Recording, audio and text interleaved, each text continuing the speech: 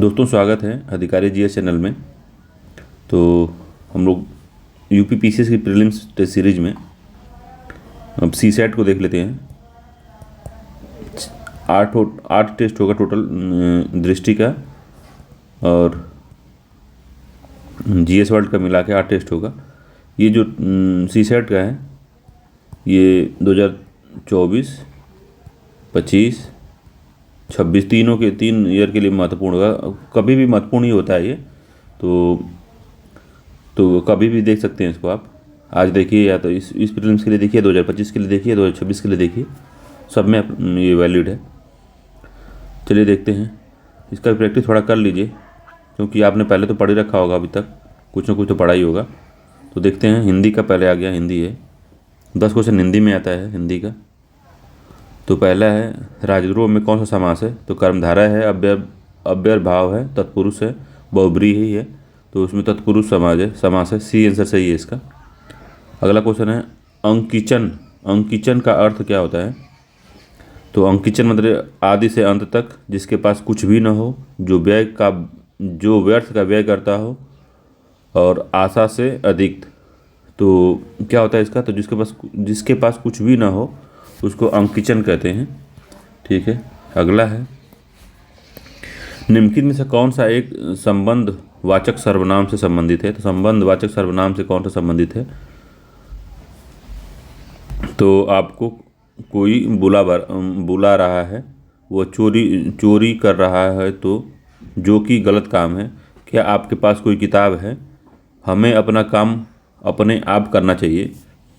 तो क्या इसमें सही है? तो 20 का सही आंसर है कि वह चोरी कर रहा, जो कि गलत काम है। ठीक है। तो इस संबंध वाचक सर्वनाम है। बी आंसर सही है इसका। चौथा है अपनी अपनी डफली, अपना अपना राग। लोकोक्ति का सही अर्थ क्या है?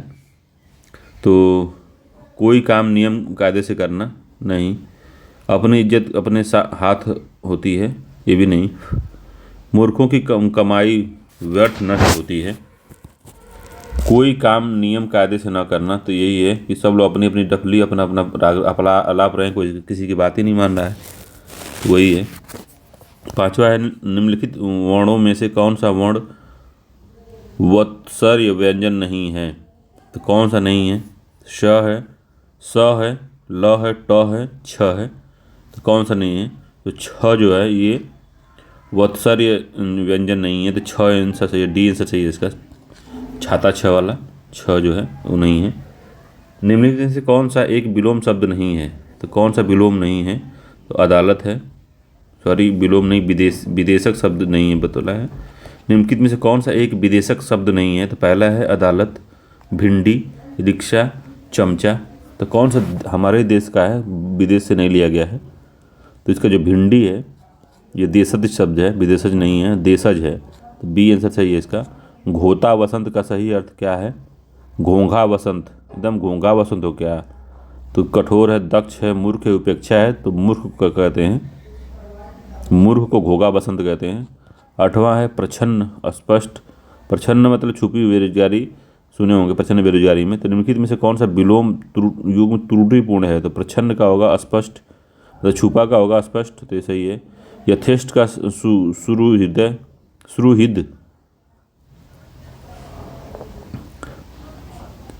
अगला है बोधगम्य का दुर्बोध, युयुत्सा का मैत्री।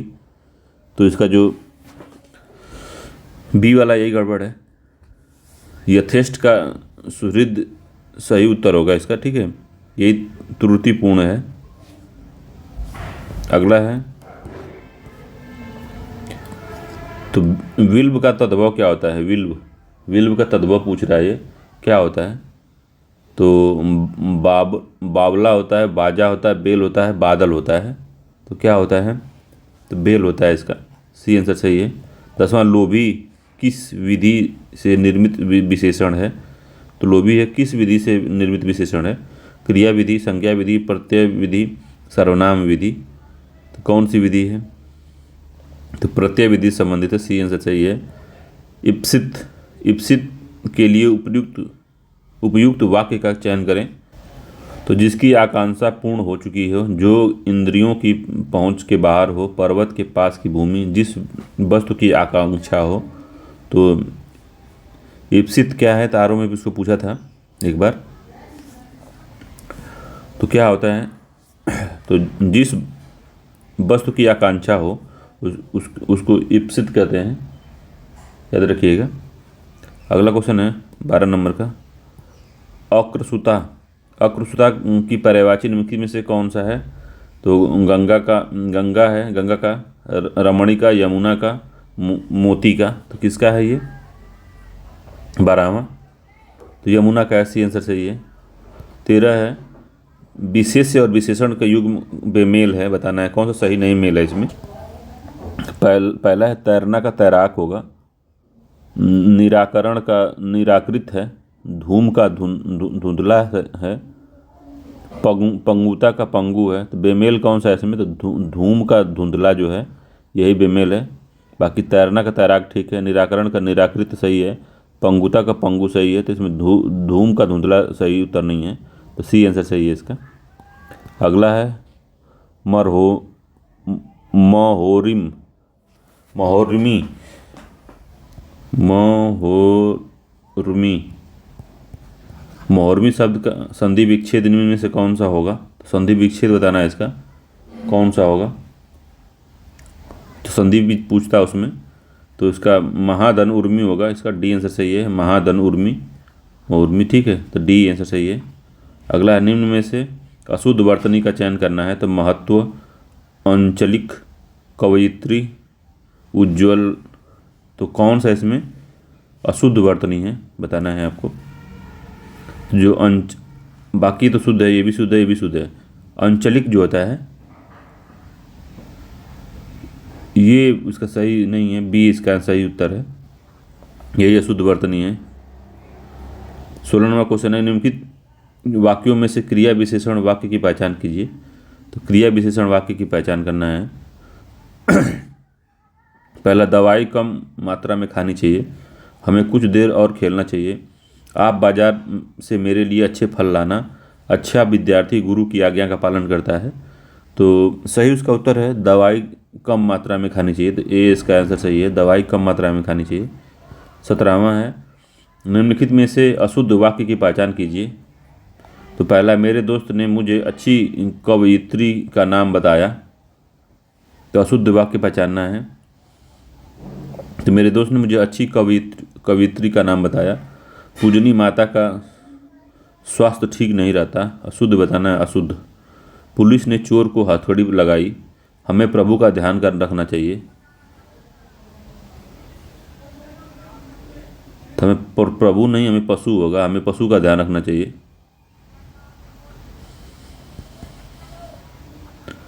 डी आंसर इसका सही है, यही अशुद्ध है।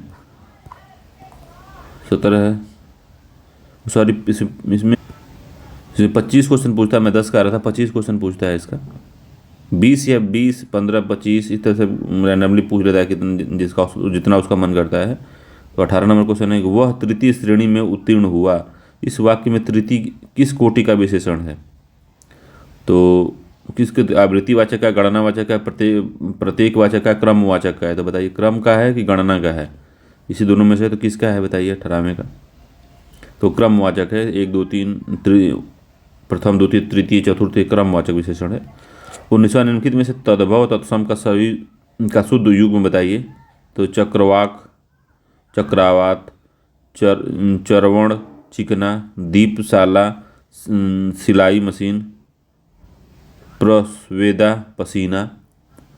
तो तत्सम और तद्भव का तद्भव तत्सम का शुद्ध युग्म आपको पहचानना है। तो कौन इसमें सबसे शुद्ध है बताना है आपको। तो डी इसका सब शुद्ध है, बाकी सब गलत है, डी शुद्ध है। सींग चढ़ना मुहावरे का सही अर्थ निम्नलिखित में से कौन सा है?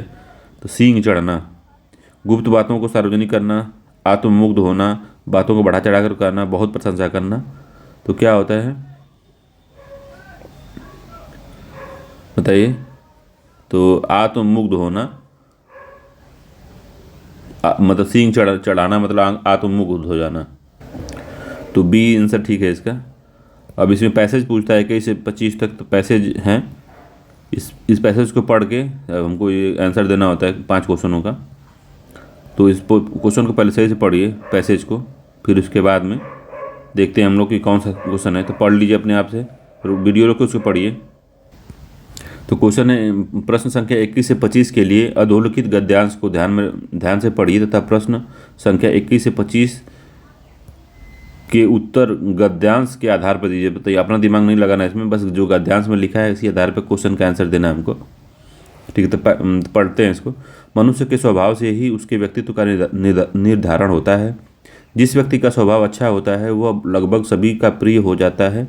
माना जाता है कि अच्छे कर्म करने की आदत होने के पर स्वभाव में सरलता स्वयं आ जाती है। मनुष्य को अपने प्रकृति द्वारा यह शरीर प्राप्त हुआ है और इसी शरीर में मन वास करता है। यदि मन मनुष्य के स्वभाव को संचालित करता है, सोचना और भावुक होना इत्यादि मन की विशेषताएं हैं। कहते हैं कि जब मन जितना सुंदर होगा, मनुष्य का स्वभाव भी उतना ही आकर्षक होगा। यदि मन यदि नियंत्रण में न हो तो स्वभाव में कई प्रकार की विकृतियां आ जाती हैं। मनुष्य की प्रवृत्ति होती है कि स्वभाव बदले बिना ही वह हार मानने लगता है, जबकि स्वयं में थोड़ा परिवर्तन से ही हम अपने किसी भी उद्देश्य में सफल हो सकते हैं। इसलिए यदि निरंतर प्रयास के बावजूद असफलता ही हाथ लग रही है तो हमें अपने स्वभाव में बदलाव करने की आवश्यकता है। हार मानकर अपना लक्ष्य या उद्देश्य बदलना कोई हल नहीं बल्कि पलायन ही कहा जाता है।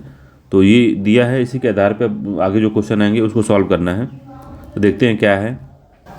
तो इसमें पहला है 21 नंबर क्वेश्चन है इस पैसेज के आधार पे कि मनुष्य के व्यक्तित्व का निर्धारण निम्न में से कौन करता है।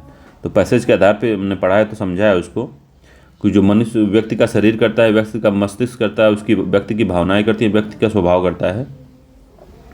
तो मनुष्य के व्यक्तित्व का निर्धारण करता है व्यक्ति का स्वभाव। तो डी आंसर इसका सही है, पैसेज में दिया था। और उसको मन में रखे रही तभी तो होगा। नहीं समझ में 2 बार पढ़ लीजिए उसको, मगर ध्यान रखिए। किसी व्यक्ति के स्वभाव में सरलता कैसे आती है, तो कैसे आती है तो अच्छे सोच विचारने से, अच्छी किताब पढ़ने से, अच्छे कर्म करने की आदत से, अच्छे दोस्तों से बातचीत करने पे। तो अच्छे कर्म करने की आदत से ही उत्तर सही है इसका, सी आंसर सही है, अच्छे कर्म करने की आदत से।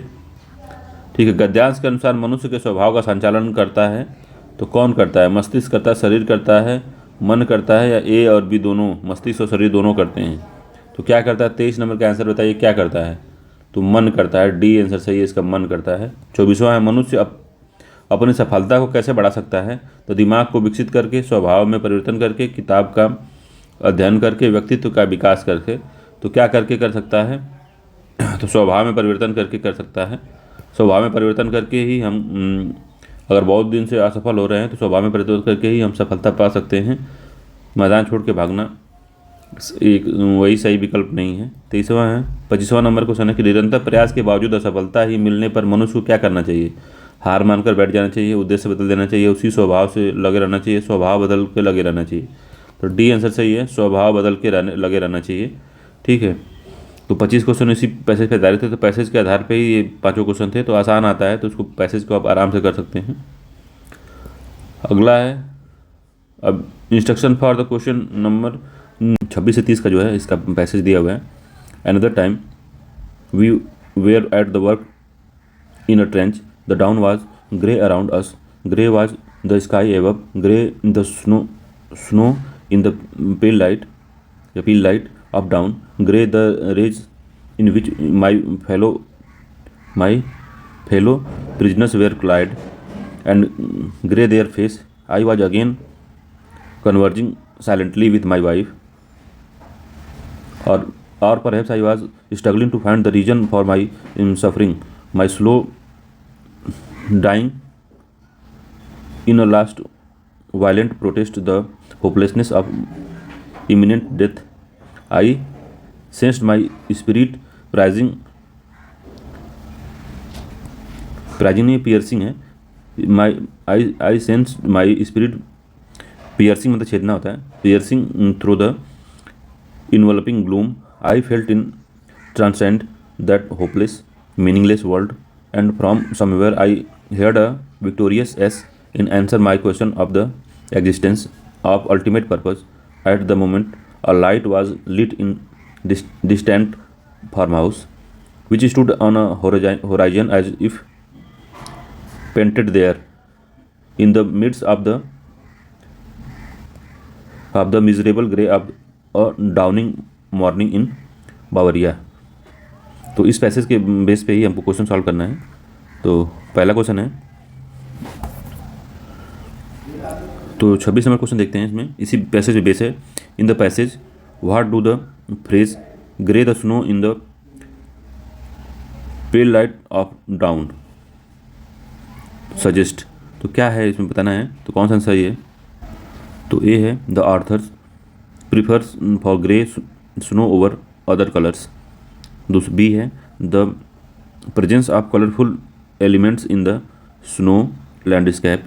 तीसरा सी है इसका the monotonous and dull nature of the surrounding. तो ये सी वाला सही है, यही कहना चाहता है वो। डी वाला है द विब्रेंट एंड लाइवली कह सकते हैं इसको एटमॉस्फेयर ऑफ द डाउन। तो इसका सी आंसर ही ठीक है इसका।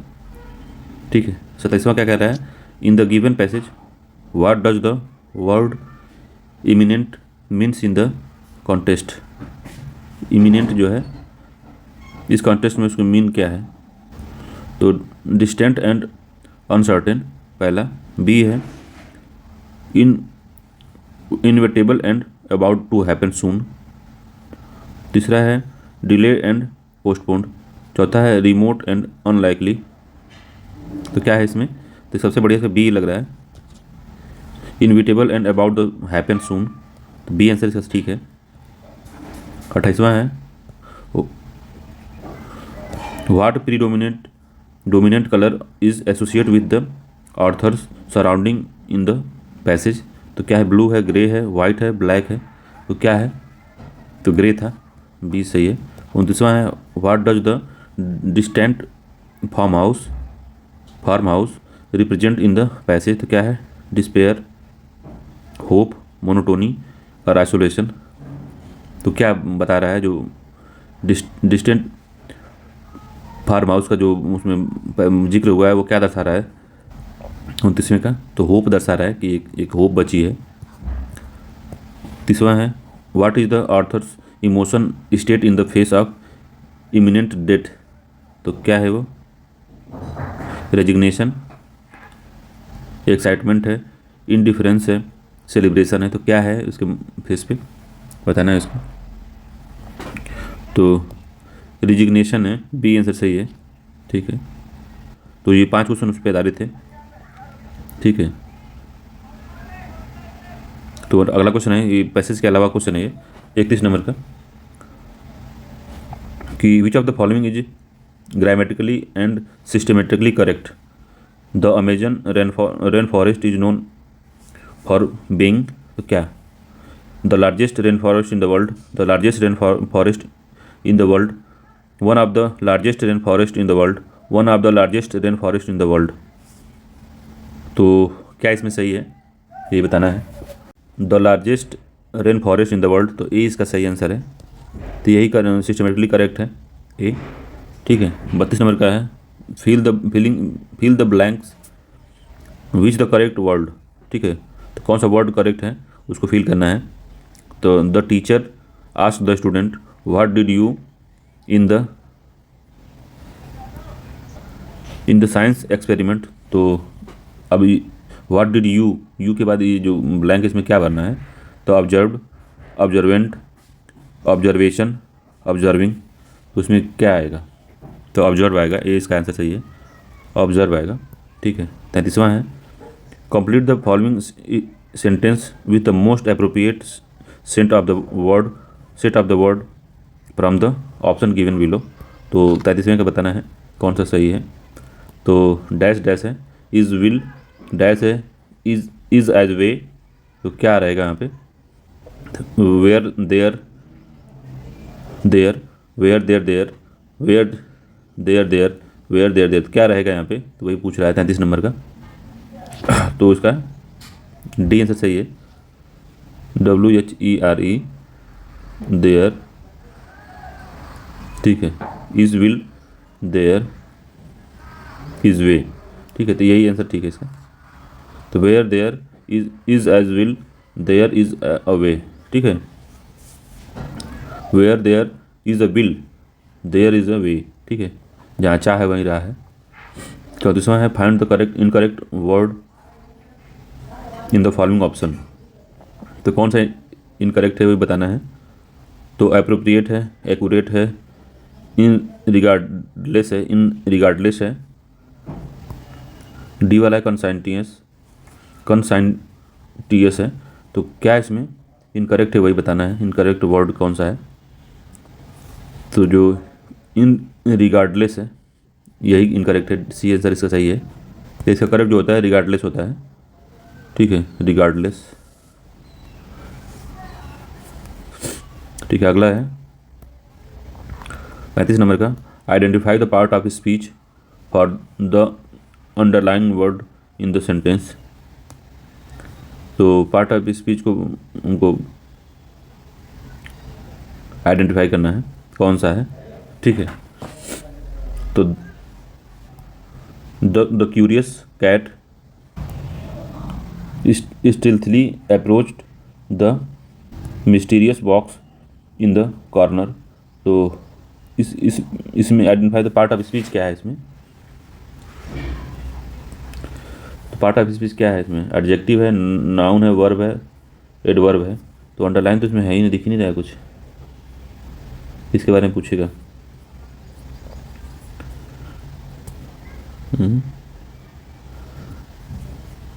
The curious cat stealthily approach the mysterious box in the corner. तो जो क्यूरियस है यही अंडरलाइन है, ये वाला क्यूरियस। तो बताना है ये क्या है। तो एडजेक्टिव है कि नाउन है, वर्ब है, एडवर्ब है, तो क्या है ये। तो एडजेक्टिव है, ए आंसर का सही है, एडजेक्टिव के तौर पे काम कर रहा है ये, क्योंकि डिस्क्राइब कर रहा है कैट के बारे में ढेर सारा इन्फॉर्मेशन प्रोवाइड कर रहा है, ठीक है। 36 है choose the sentence with the correct punctuation. जो पंक्चुएशन का यूज हुआ है किसमें करेक्ट तरीके से हुआ है उसको चूज़ करना है, बताना है कौन सा सही है, पहला, दूसरा, तीसरा, चौथा, पढ़ के बताइए कौन सा सही है। तो डी वाला इसका सही है, the weather is sunny however it might rain later, ठीक है। तो डी इसका सही है, सही पंक्चुएशन का जो डी में हुआ है। 27वां है select the correct idiom in the following sentence. तो एडियम हमको करेक्ट निकालना है इसमें। Julia ability to stay calm under pressure really dash है from the rest of the team.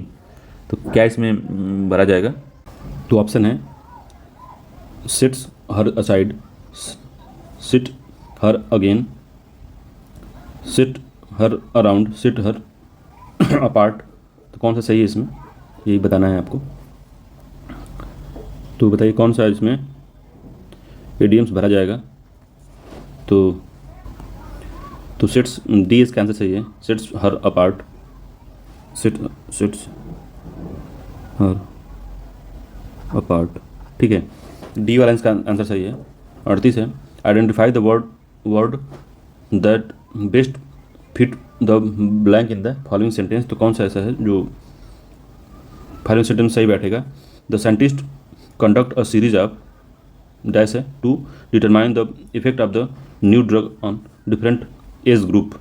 तो क्या होगा। तो पहला एनालिसिस, एक्सपेरिमेंट्स, हाइपोथेसिस, नरेटिव्स। तो क्या होगा इसमें 38वें का। तो एक्सपेरिमेंट होगा, बी आंसर सही है, experiment to determine the effect of the new drug on different age group, ठीक है, एज ग्रुप्स। 39वां transform the following active sentence into a passive sentence. तो एक्टिव सेंटेंस क्या दिया हुआ है, the chef prepared a delicious meal. तो इसको बनाना है पैसिव में, एक्टिव दिया हुआ है, पैसिव बनाना है। तो कौन सा पैसिव बनेगा इसमें। तो पहला है a delicious meal was prepared by the chef. तो ये पहला इसका सही है, ए इसका सही है, a delicious meal was prepared by the chef, ठीक है। तो ए आंसर इसका सही है। अगला क्वेश्चन है 40 का, choose the sentence with the correct punctuation. तो करेक्ट पंक्चुएशन का जो सेंटेंस है उसको चूज करना है। तो after the meeting the team went out the lunch. दूसरा है after the meeting comma the team vents out for lunch. तो बी वाला ही ठीक है इसका, बी आंसर इसका सही है, यही सही है, ये वाला भी नहीं सही है और ये वाला भी नहीं सही, तो बी वाला ठीक है इसका, तो बी आंसर होगा इसका। अगला क्वेश्चन है, तो इंग्लिश वाला ख़त्म हो गया है। अब आ गया, उस विकल्प का चयन कीजिए जो तर्कसंगत निर्णय लेने के लिए प्रक्रिया का सबसे अच्छा प्रतिनिधित्व करता है। तो डिसीजन मेकिंग का क्वेश्चन आ गया है। तो देखते हैं पहला क्या है, किसी भी कारक पर विचार किए बिना यादृच्छिक रूप से चयन करना, पक्ष विपक्ष का विश्लेषण करना, विकल्प का मूल्यांकन करना और एक सूचित विकल्प बनाना। सी है, जिस व्यक्ति से सबसे पहले पूछते हैं उसी की सलाह का पालन करना, बिना किसी तर्क के केवल अंतर्ज्ञान के आधार पर निर्णय लेना। तो कौन सा सही है 41वें का, ये बताना है। तो 20 का सही आंसर है, 20 का सही है कि पक्ष और विपक्ष का विश्लेषण करेंगे और विकल्प का मूल्यांकन करके और एक सूचित विकल्प बनाना इसका है। तो बी आंसर ठीक है इसका। 42वां है, निम्नलिखित परिदृश्य में सबसे प्रभावी समस्या समाधान दृष्टिकोण की पहचान कीजिए। तो पहला है, आप एक टीम प्रोजेक्ट पर काम कर रहे हैं और प्रोजेक्ट पर आगे बढ़ने के सर्वोत्तम तरीके को लेकर टीम के सदस्यों के बीच असहमति बनी हुई है। कुछ समय एक रणनीति को पसंद करते हैं, कुछ सदस्य एक रणनीति को पसंद करते हैं जबकि कुछ अन्य सदस्य एक भिन्न दृष्टिकोण का समर्थन करते हैं। इस स्थिति में समस्या समाधान का सबसे उपयुक्त तरीका क्या होगा। तो पहला है, पसंदीदा रणनीति पर वोट करेंगे, टीम लीडर द्वारा सुझाई गई रणनीति का चयन करेंगे, खुलकर चर्चा करेंगे, प्रत्येक परिप्रेक्ष्य पर विचार करेंगे और सहयोगात्मक रूप से सर्वोच्च रणनीति का निर्णय लेंगे। टीम के प्रत्येक सदस्य को उसकी पसंदीदा रणनीति पर स्वतंत्र रूप से काम करने देंगे। तो इसका सी आंसर सही है 42वें, सी वाला ठीक है, यही काम करेंगे हम। ठीक है, अगला क्वेश्चन है, रीजनिंग है। तो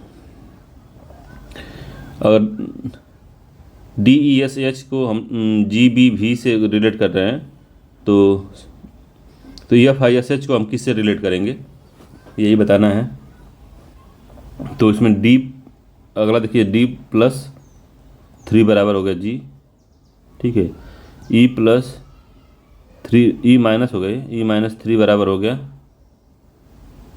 B, ठीक है, और यस प्लस होगा V बराबर 3 बराबर हो गया V, और H-3 बराबर हो गया E, ठीक है। तो यही करना, +-3 करना है। तो जब हम फिश का करेंगे, FISH के जब करेंगे तो +3 करेंगे इसमें, तो +3 करेंगे तो आएगा I में -3 करेंगे तो आएगा F, और यस में +3 करेंगे तो आएगा V, और H में -3 करेंगे तो आ जाएगा आपका E, ठीक है। तो HIFVE, तो IFVE इसका आंसर होगा। तो B आंसर इसका सही है, ठीक है, B आंसर सही होगा। अगला है, समस्या समाधान के इस दृष्टिकोण में वर्तमान स्थिति और वांछित लक्ष्यों के बीच अंतर की जांच करना है और इसके बाद अंतर को कम करने के लिए छोटे लक्ष्य निर्धारित करना शामिल है, ठीक है। तो समस्या समाधान के दृष्टिकोण में वर्तमान स्थिति और वांछित लक्ष्यों के बीच अंतर की जांच करना और इसके बाद अंतर को कम करने के लिए छोटे लक्ष्य निर्धारित करना शामिल है। तो क्या है, उपलक्ष्य, समाधान, अंत विश्लेषण, समस्या स्थान या अनुमानी। तो क्या है ये, तो समाधान अंत विश्लेषण में ऐसा किया जाता है, जो ऊपर इसमें बताया है पैरा में, वो बी आंसर इसका सही है, समाधान अंत विश्लेषण करना है, ठीक है, बी आंसर सही है। एल्गोरिथम की सही परिभाषा क्या है, एल्गोरिथम की सही परिभाषा क्या है ये बताना है, ठीक है। तो समस्या के हल होने तक लगातार विभिन्न साधनों का प्रयास करना, तो ये नहीं सही है। किसी समस्या को हल करने या कार्य करने के लिए चरण दर चरण प्रक्रिया का या नियम का समुच्चय बनाना। तो एल्गोरिथम वो होती है, कोई समस्या तो उसको समाधान करने का एकदम स्टेप वाइज स्टेप जो होता है, एक तरीका होता है, एक उसी में प्रोग्राम पूरा आगे का पूरा, जैसे कुछ भी तैयार, जैसे हमको पढ़ना है, पॉलिटी ख़त्म करनी है हमको, तो हम बताएंगे कि पहले इसको हम पढ़ेंगे, फिर पहले हम पूरा जो संवैधानिक इतिहास है उसको पढ़ेंगे, फिर प्रस्तावना पढ़ेंगे, नागरिकता छोड़ देंगे, अगला पहले फंडामेंटल राइट पढ़ेंगे, इसको पढ़ेंगे। तो इस तरह से जो एल्गोरिथम टाइप का बनाते हैं पहले ही हम डिसाइड करते हैं, तो वो एल्गोरिथम होती है। तो बी इसका आंसर सही है। किसी समस्या को हल करने का या कार्य करने के लिए चरण प्रक्रिया या नियम का समुच्चय करना, ठीक है। तो बी आंसर इसका सही है। कह रहा है यदि आज से 2 दिन पहले शुक्रवार था तो परसों कौन सा दिन है। तो कह रहा है आज से 2 दिन पहले शुक्रवार था, तो आज से 2 दिन पहले था, आज मान लीजिए है, इसको 2 दिन पहले शुक्रवार था, 2 दिन पहले तो शुक्रवार था, ठीक है। तो शुक्र हो गया तो शनि हो गया, संडे है तब इसका मतलब। तो कह रहे हैं तो परसों कौन सा दिन था, तो कल हो जाएगा, फिर ये परसों हो जाएगा। तो कौन सा हो जाएगा आपका, सोमवार मंगलवार, ठीक है। तो क्या होगा, मंगलवार होगा, ए आंसर सही होगा इसका। अगला क्वेश्चन है, घन के सभी किनारों को रंगने के लिए आवश्यक रंगों की न्यूनतम संख्या क्या होगी ताकि आसन्न 2 फलकों का रंग समान न हो। तो घन का किनारा जो रहता है उसको रंगना है, जो 8 किनारे उसके होते हैं। तो कितने रंगों की ज़रूरत पड़ेगी ये पूछ रहा है आपसे। तो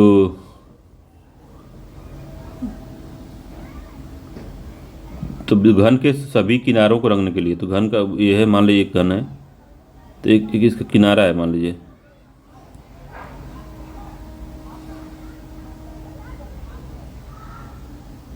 तो इस किनारे को रंगने के लिए कितने रंगों की ज़रूरत पड़ेगी। तो कम से कम पूछा है, कम तो न्यूनतम रंगों की, तो एक रंग में हम रंग लेंगे। तो ए इसका आंसर सही है, क्योंकि पूछा है घनों के सभी किनारों को रंगने के लिए आवश्यक रंगों की न्यूनतम संख्या क्या होगी ताकि आसन्न 2 फलकों का रंग समान न हो। तो एक ही रंग रहेगा ना, एक रंग लेंगे इसको एक रंग से, तो इसका आसन्न जो फलक है तो उनमें कहाँ से उपाएगा। तो एक होगा इसका, एक कलर होगा, ए इसका आंसर सही है, ठीक है। तो एक कलर की जरूरत पड़ेगी बस। 48वां है, उस कथन का चयन कीजिए जो पश्च दृष्टि पूर्वाग्रह का सबसे अच्छा प्रतिनिधित्व करता है। तो पूर्वाग्रह के बारे में पूछ रहा है, ठीक है। तो मुझे पहले से पता था कि शेयर बाजार गिर जाएगा, या बिल्कुल स्पष्ट था। दूसरा, मुझे यकीन नहीं है कि क्या होगा, लेकिन मैं उपलब्ध जानकारी के आधार पर सोच समझ कर निर्णय लूँगा। तीसरा है, इस खेल के नतीजे की भविष्यवाणी करना चुनौतीपूर्ण है, हमें इंतज़ार करना होगा और देखना होगा। मैंने गलती की, लेकिन कोई बात नहीं, यह सब सीखने की प्रक्रिया का हिस्सा है। तो जो पश्च दृष्टि पूर्वाग्रह का सबसे अच्छा प्रतिनिधित्व करता है, मुझे पहले से पता था कि शेयर बाजार गिर जाएगा, यह बिल्कुल स्पष्ट था। तो इसका ए वाला सही आंसर है, ठीक है।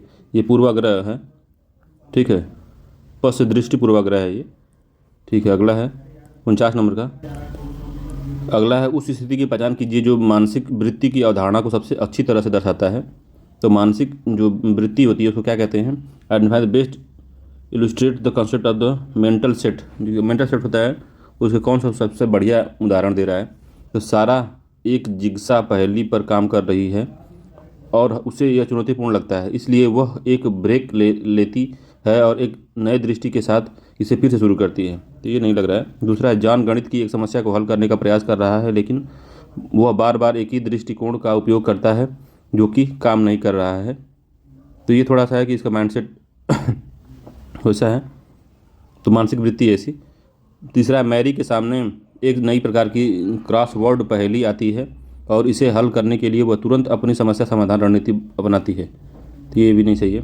डेविड को एक जटिल निर्णय का सामना करना पड़ता है और कोई भी विकल्प चुनने से पहले वह सावधानीपूर्वक सभी पक्षों का और विपक्षों को विचार करता है, ठीक है। जो जॉन है वो, लेकिन बार बार वह एक ही दृष्टिकोण से अगर उसका उपयोग कर रहा है तो उसकी मानसिक वृत्ति, ठीक है, तो मानसिक सेट उसका मेंटल सेट जो है एक ही तरह से बना हुआ है। तो बी इसका आंसर सही है, ठीक है। 50वां, निम्नलिखित शब्दों को अंग्रेजी शब्दकोश के अनुसार व्यवस्थित करने हैं। तो बताना है कि दूसरा शब्द कौन सा होगा। तो फाइब्रिलेटेड, फाइब्रिफ्रॉम, फाइबरलेस, फाइब्रिल, फाइब्रिलरी, तो इन कौन सा सेकेंड पे आएगा बताना है आपको। ठीक है, तो बताइए कौन सा सेकेंड पे आएगा। तो जब आप सेट करोगे इसको तो FIBERLESS ये सबसे पहले आएगा। ठीक है, फाइबरलेस जो है ये वाला सबसे पहले आएगा। ठीक, क्योंकि बी के बाद सब में FIB तो सब में है, FIB सब में है, मगर जो ई है वो सबसे पहले इसी में है। दूसरे पे आएगा FIBRI ये आएगा, ये आएगा, ये आएगा कि ये आएगा। तो आई तो सब में सेम है, आई के बाद में जो यफ है वो सबसे पहले आएगा। तो यफ इसमें है तो यही आएगा। तो इसमें फाइबर जो फॉर्म है सेकेंड पे आएगा। ठीक है, तो फाइबर फॉर्म डी है इसका, डी आंसर सही है इसका, याद रखिएगा। तो 3 तक मिलाना है इसमें, FIB तो सभी में है। ठीक है, अब तीसरा देखना आर है, इसमें आर है, इसमें ई आ जा रहा है, इसमें आर है, इसमें भी आर है। तो ई वाले को पहले ले लेंगे हम, क्योंकि डिक्शनरी में ई पहले आता है। ठीक है, अब ई सब में है, इसमें ई है, इसमें क्या है आर है, इसमें आई है, इसमें आर है, इसमें आई है, इसमें आर है। फिर अगला देखेंगे कौन सा है, तो उसमें क्या आ रहा है, तो यफ आ जा रहा है सबसे पहले, और बाकी सब में एल आ रहा है, इसमें यफ आ जा रहा है इस वाले में। ठीक है, बाकी इसमें एल है, इसमें भी एल है, इसमें भी एल है, इसमें भी एल है, मगर इसमें यफ है तो यफ पहले आता है। तो डी आंसर सही हो गया। ठीक है, ये क्या होना है, साइमल्टेनियसली शब्द के अक्षरों का उपयोग करके निम्नलिखित में से कौन सा शब्द बनाया जा सकता है। तो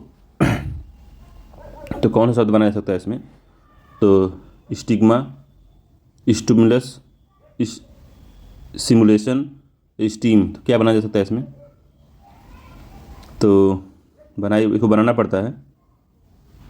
तो जी इसमें है नहीं कहीं, देखिए जी है तो सिग्मा तो कट जाएगा, ऐसे जी ही नहीं है इसमें।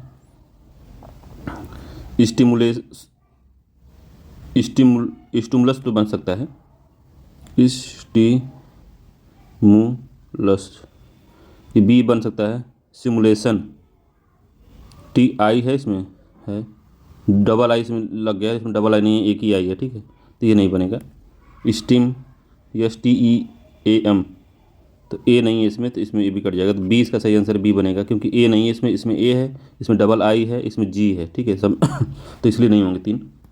अगला है, उस कथन पर चयन कीजिए जो प्रभावी निर्णय में बाधा का उचित प्रतिनिधित्व करता है। तो प्रभावी निर्णय में बाधा क्या है उसको चुनना है। तो पहला अलग अलग दृष्टिकोण वाले टीम के सदस्यों का एक विविध समूह होना।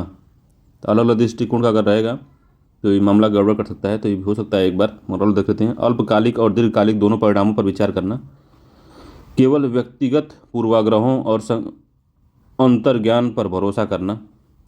तो ये बहुत बड़ी बाधा है किसी भी प्रभावी निर्णय को लेने के लिए, जो पूर्वाग्रह है ये सबसे बड़ी बाधा है। तो ये सी इसका आंसर सही है।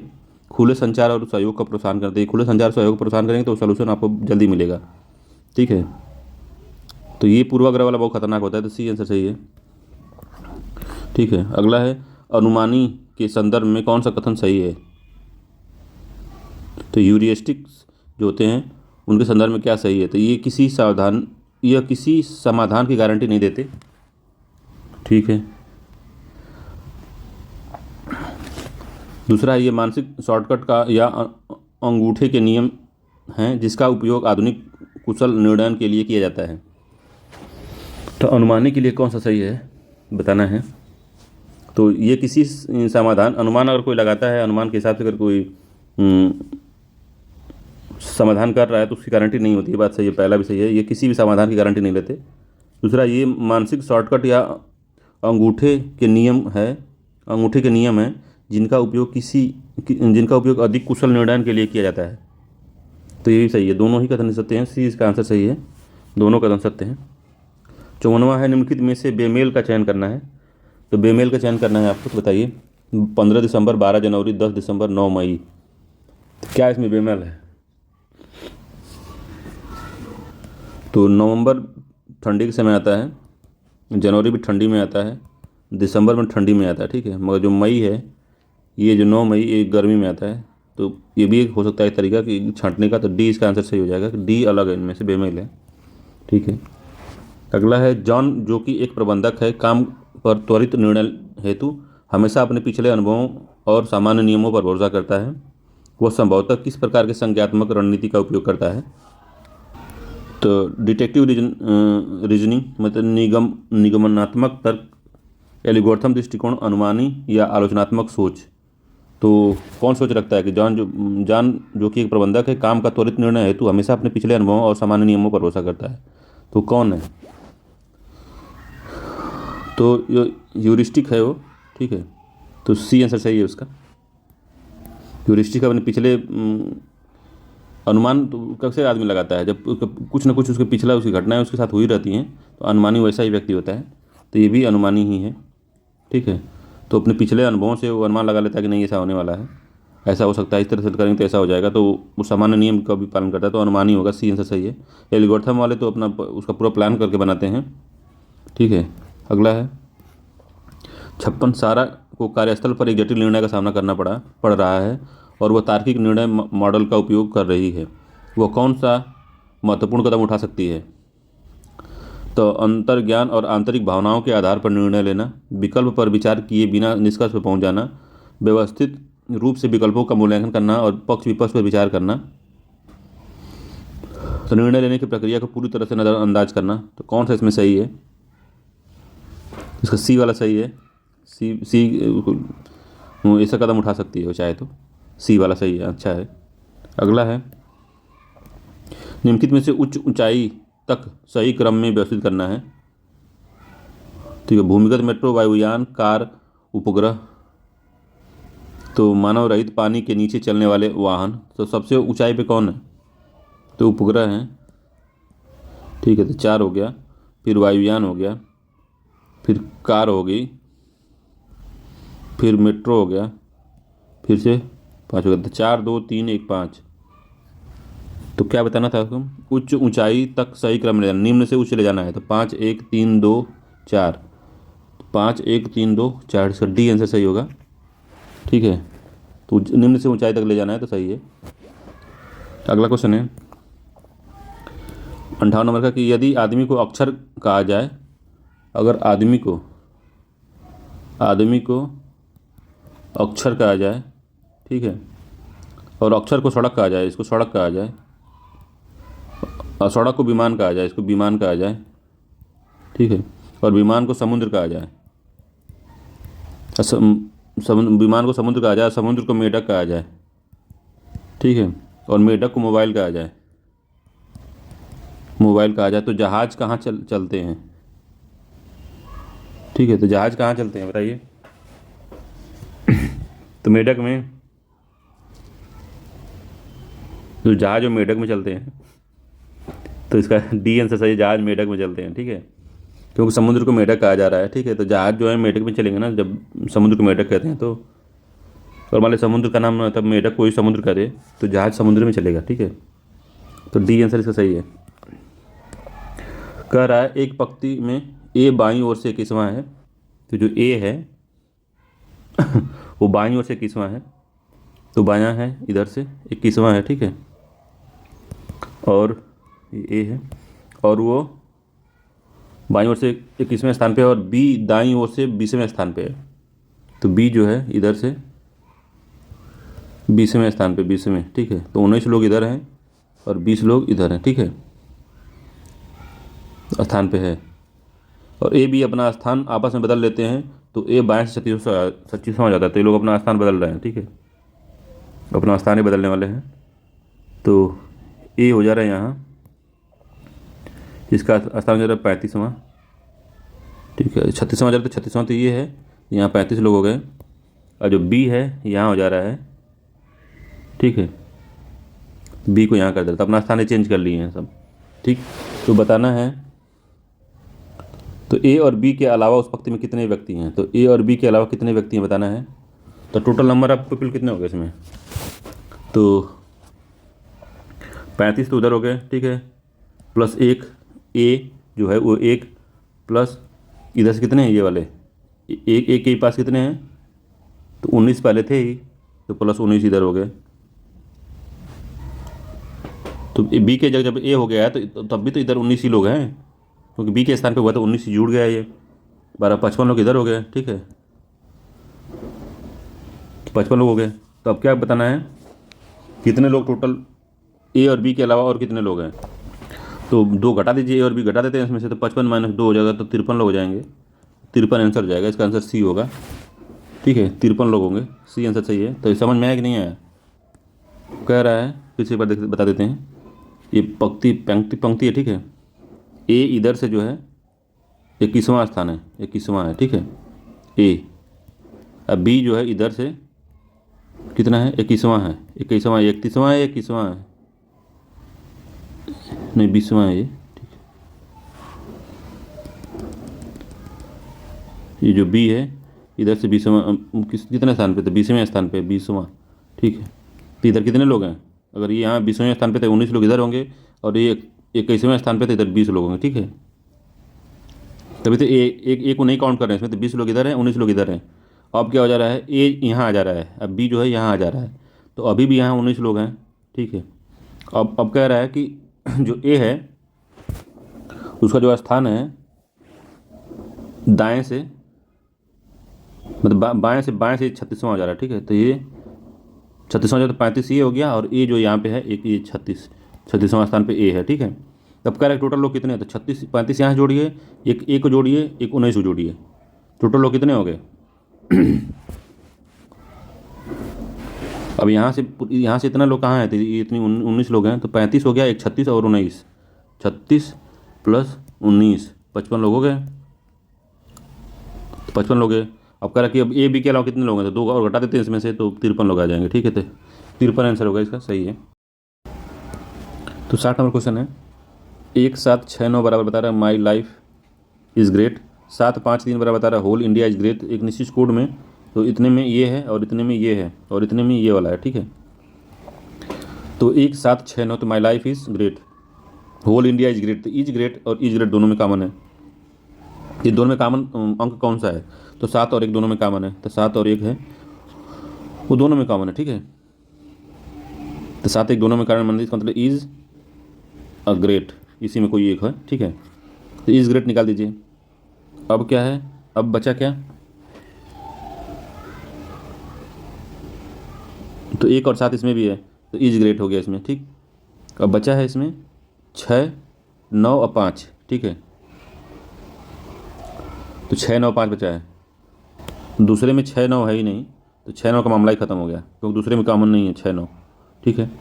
इसमें बचा है 5 और 3, और 5 3 का इसमें कोई मतलब इसमें थर्ड वाले में भी नहीं दिया है, तो 5 3 में से कोई एक इंडिया होगा, ठीक है। तो इसमें हम बता नहीं सकते कि इंडिया को कौन दर्शा रहा है, तो 5 और 3 इसका सी आंसर सही होगा, 5 और 3 होगा, ठीक है।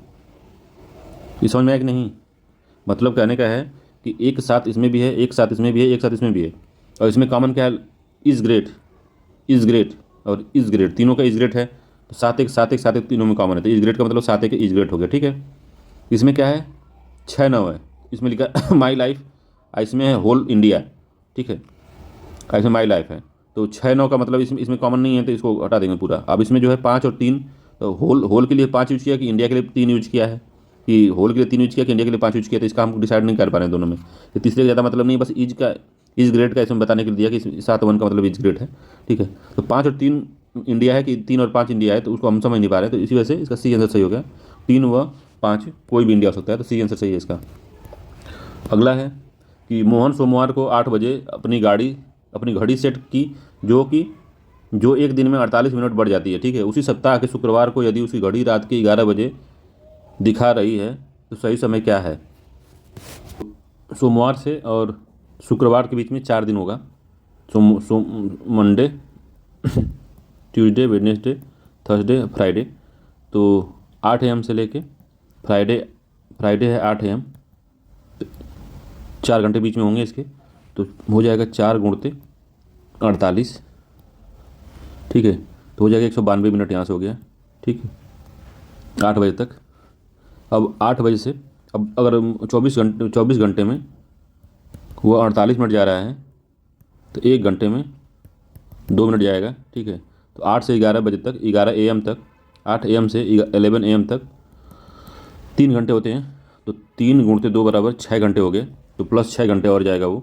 अब प्लीज़ रात के 12 बजे समय देखा है वो, रात में 12 बजे, तो 11 बजे सुबह से रात में 11 बजे तक 12 घंटे हो गए, तो 12 गुणते 2 हो गया 24 मिनट, प्लस 24 ही हो जाएगा, तो टोटल हो गया 6 2 8 4 12 को 2 हाथ में दो लगा 1 और 9 2 11 12 2 222 मिनट जो है वो ज़्यादा दिखा रहा है। 222 मिनट को घंटे में अगर बदलेंगे तो 6 3 18 180 यहाँ से हो गया, बचा कितना,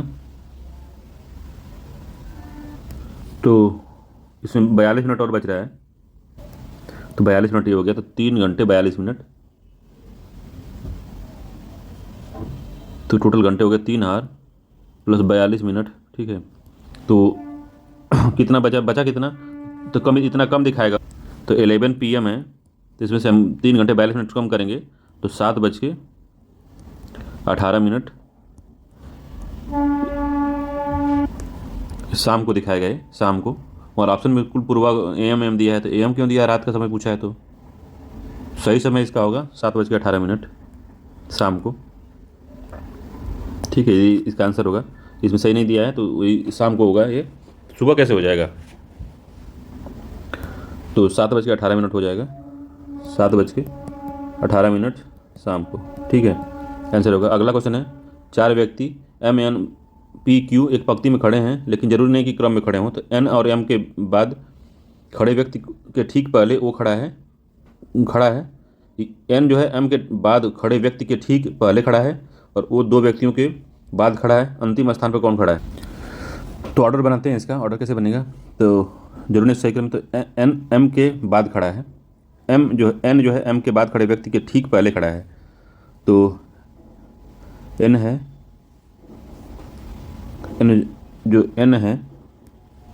वो N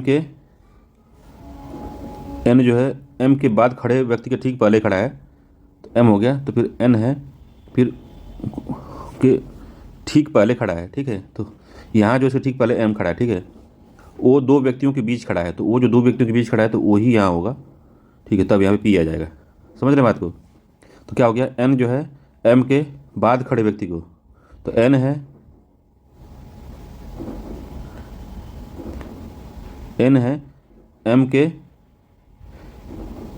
M के बाद खड़े व्यक्ति के ठीक पहले है।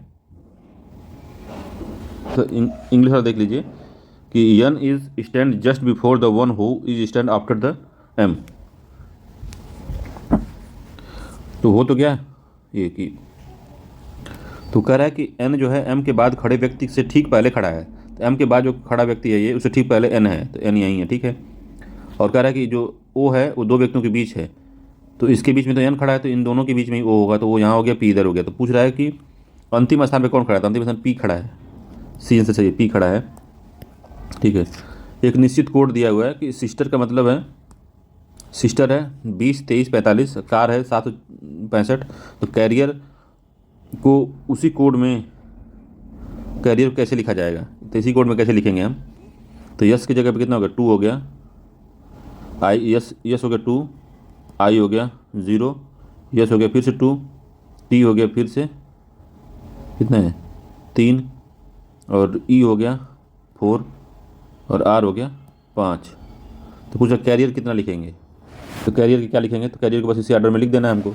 सी कितने पे, यहाँ से सी ले लेते हैं, सी 7 है, ए 6 है, और आर जो है 5 है, जो कि हम दिया हुआ है, तो कैरियर लिख लेते हैं सीधे। तो 7 हो गया, 6 हो गया, डबल आर है तो 5 5 हो गया, और आई है तो आई कितना है 0 है, आई कितना है, आई जो है 0 है। ठीक है,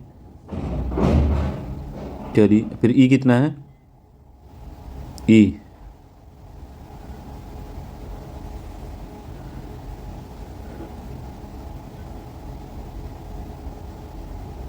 कहाँ गया भाई, ई 4 है, आर जो है 5 है फिर से, तो इसमें हो जाएगा, तो 0 इसमें नहीं दिया है, ये G3 नहीं, वो 0 होगा ये ऑप्शन में, तो इसका बी आंसर सही हो जाएगा। तो 7 6 5 5 0 4 5 इसका आंसर होगा, इसमें मिसप्रिंट हो गया है, या 0 होना चाहिए, टी की जगह 3 है, तो टी तो आ ही नहीं रहा कैरियर में, तो कहाँ से हो जाएगा ये, इसलिए गड़बड़ हो गया, तो इसका बी आंसर सही है। ठीक है, 0 बना लीजिएगा इसको, यहाँ पे बस 0 हो जाएगा, 3 की जगह 0 होगा, तो 7 6 5 5 0 4 5 ये है। ठीक है, अगला है, कह रहा है कि कुछ 64 नंबर क्वेश्चन है, एक घन के सभी पृष्ठों पीले रंग से रंगा गया है। इस बड़े घन को समान आकार के 343 छोटे घनों में काटा जाता है। 343 छोटे घनों में काटा जाता है। तो ऐसे कितने घन हैं जिनका कोई पृष्ठ भी पीले रंग से नहीं रंगा गया है? तो एक घन के सभी पृष्ठों को पीले रंग से रंग दिया गया है। तो जो इसके अंदर की बात है, जो अंदर वाले जो घन होंगे सबसे बीच में, वही ऐसे घन होंगे जिनका कोई पृष्ठ रंगा नहीं होगा। जो 343 घन में काटा जाता है, 343 घन में काटेंगे मतलब कि 7 का क्यूब होगा, 343 होगा तभी, ठीक है। तो काटा जाता है। तो जिसका कोई भी पृष्ठ पीले रंग से नहीं रंगा गया है, तो पीले रंग से नहीं रंगने का मतलब कि n-2 का होल क्यूब होता है। इसका फार्मूला होता है नो साइड पेंटेड, ठीक है। तो वो कितना हो गया, पेंटेड है, कितना हो गया, n-2 का होल क्यूब, 7 - 2 का होल क्यूब कितना हो जाएगा, 125 हो जाएगा। तो ए आंसर सही हो जाएगा, 125 होगा, याद रखिएगा। n-2 का होल क्यूब इसका फार्मूला होता है, जिसका कोई भी साइड कलर ना हो। 65वां है, कुछ बच्चों को एक घेरे में खड़े होने के लिए कहा जाता है। वे एक दूसरे से समान दूरी पर हैं और 5वां बच्चा 10वें बच्चे के बिल्कुल विपरीत है।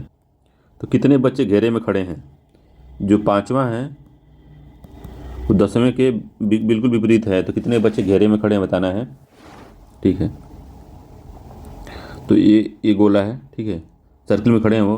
तो 5th मान लीजिए यहाँ खड़ा है और 10th यहाँ खड़ा है, ठीक है। तो पूछ रहा है कितने बच्चे हैं।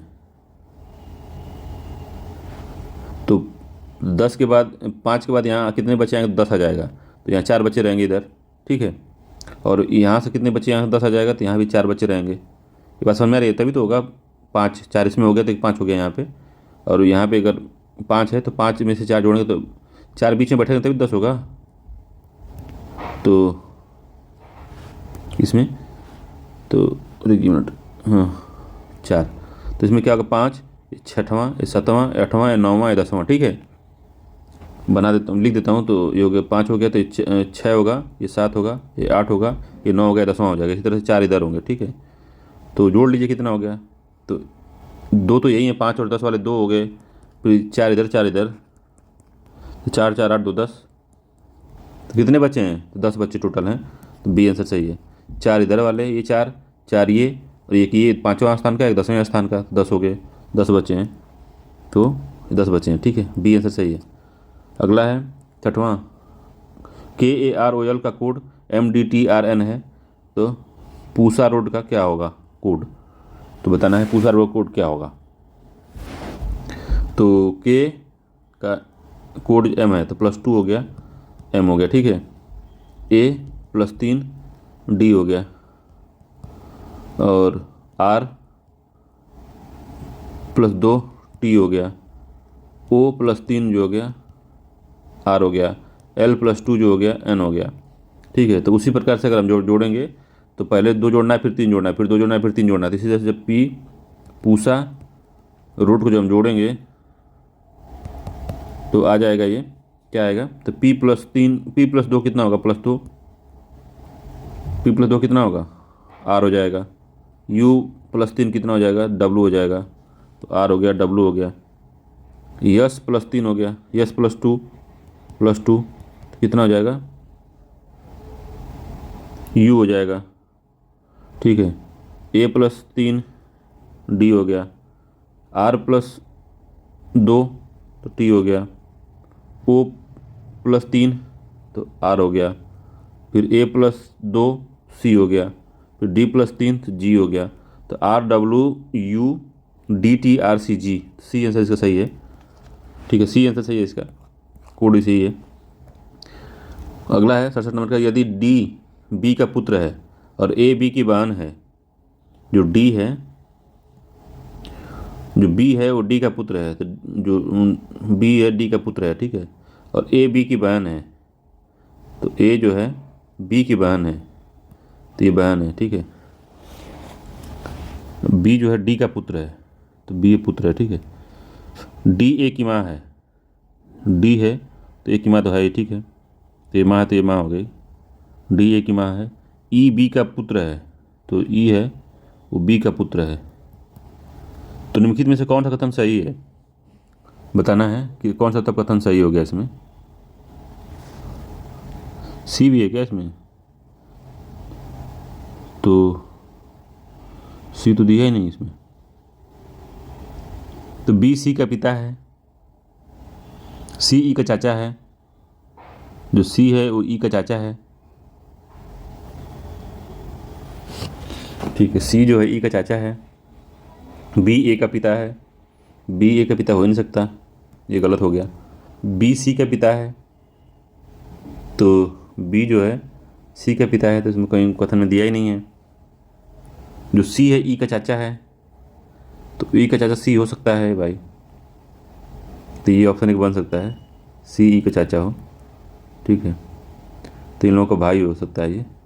ठीक, तो सभी कथन कहाँ से इसमें आएगा, तो ये गड़बड़ है, इसका बी आंसर सही है, यही सही। तो सी जो है ई का चाचा हो सकता है। ठीक है,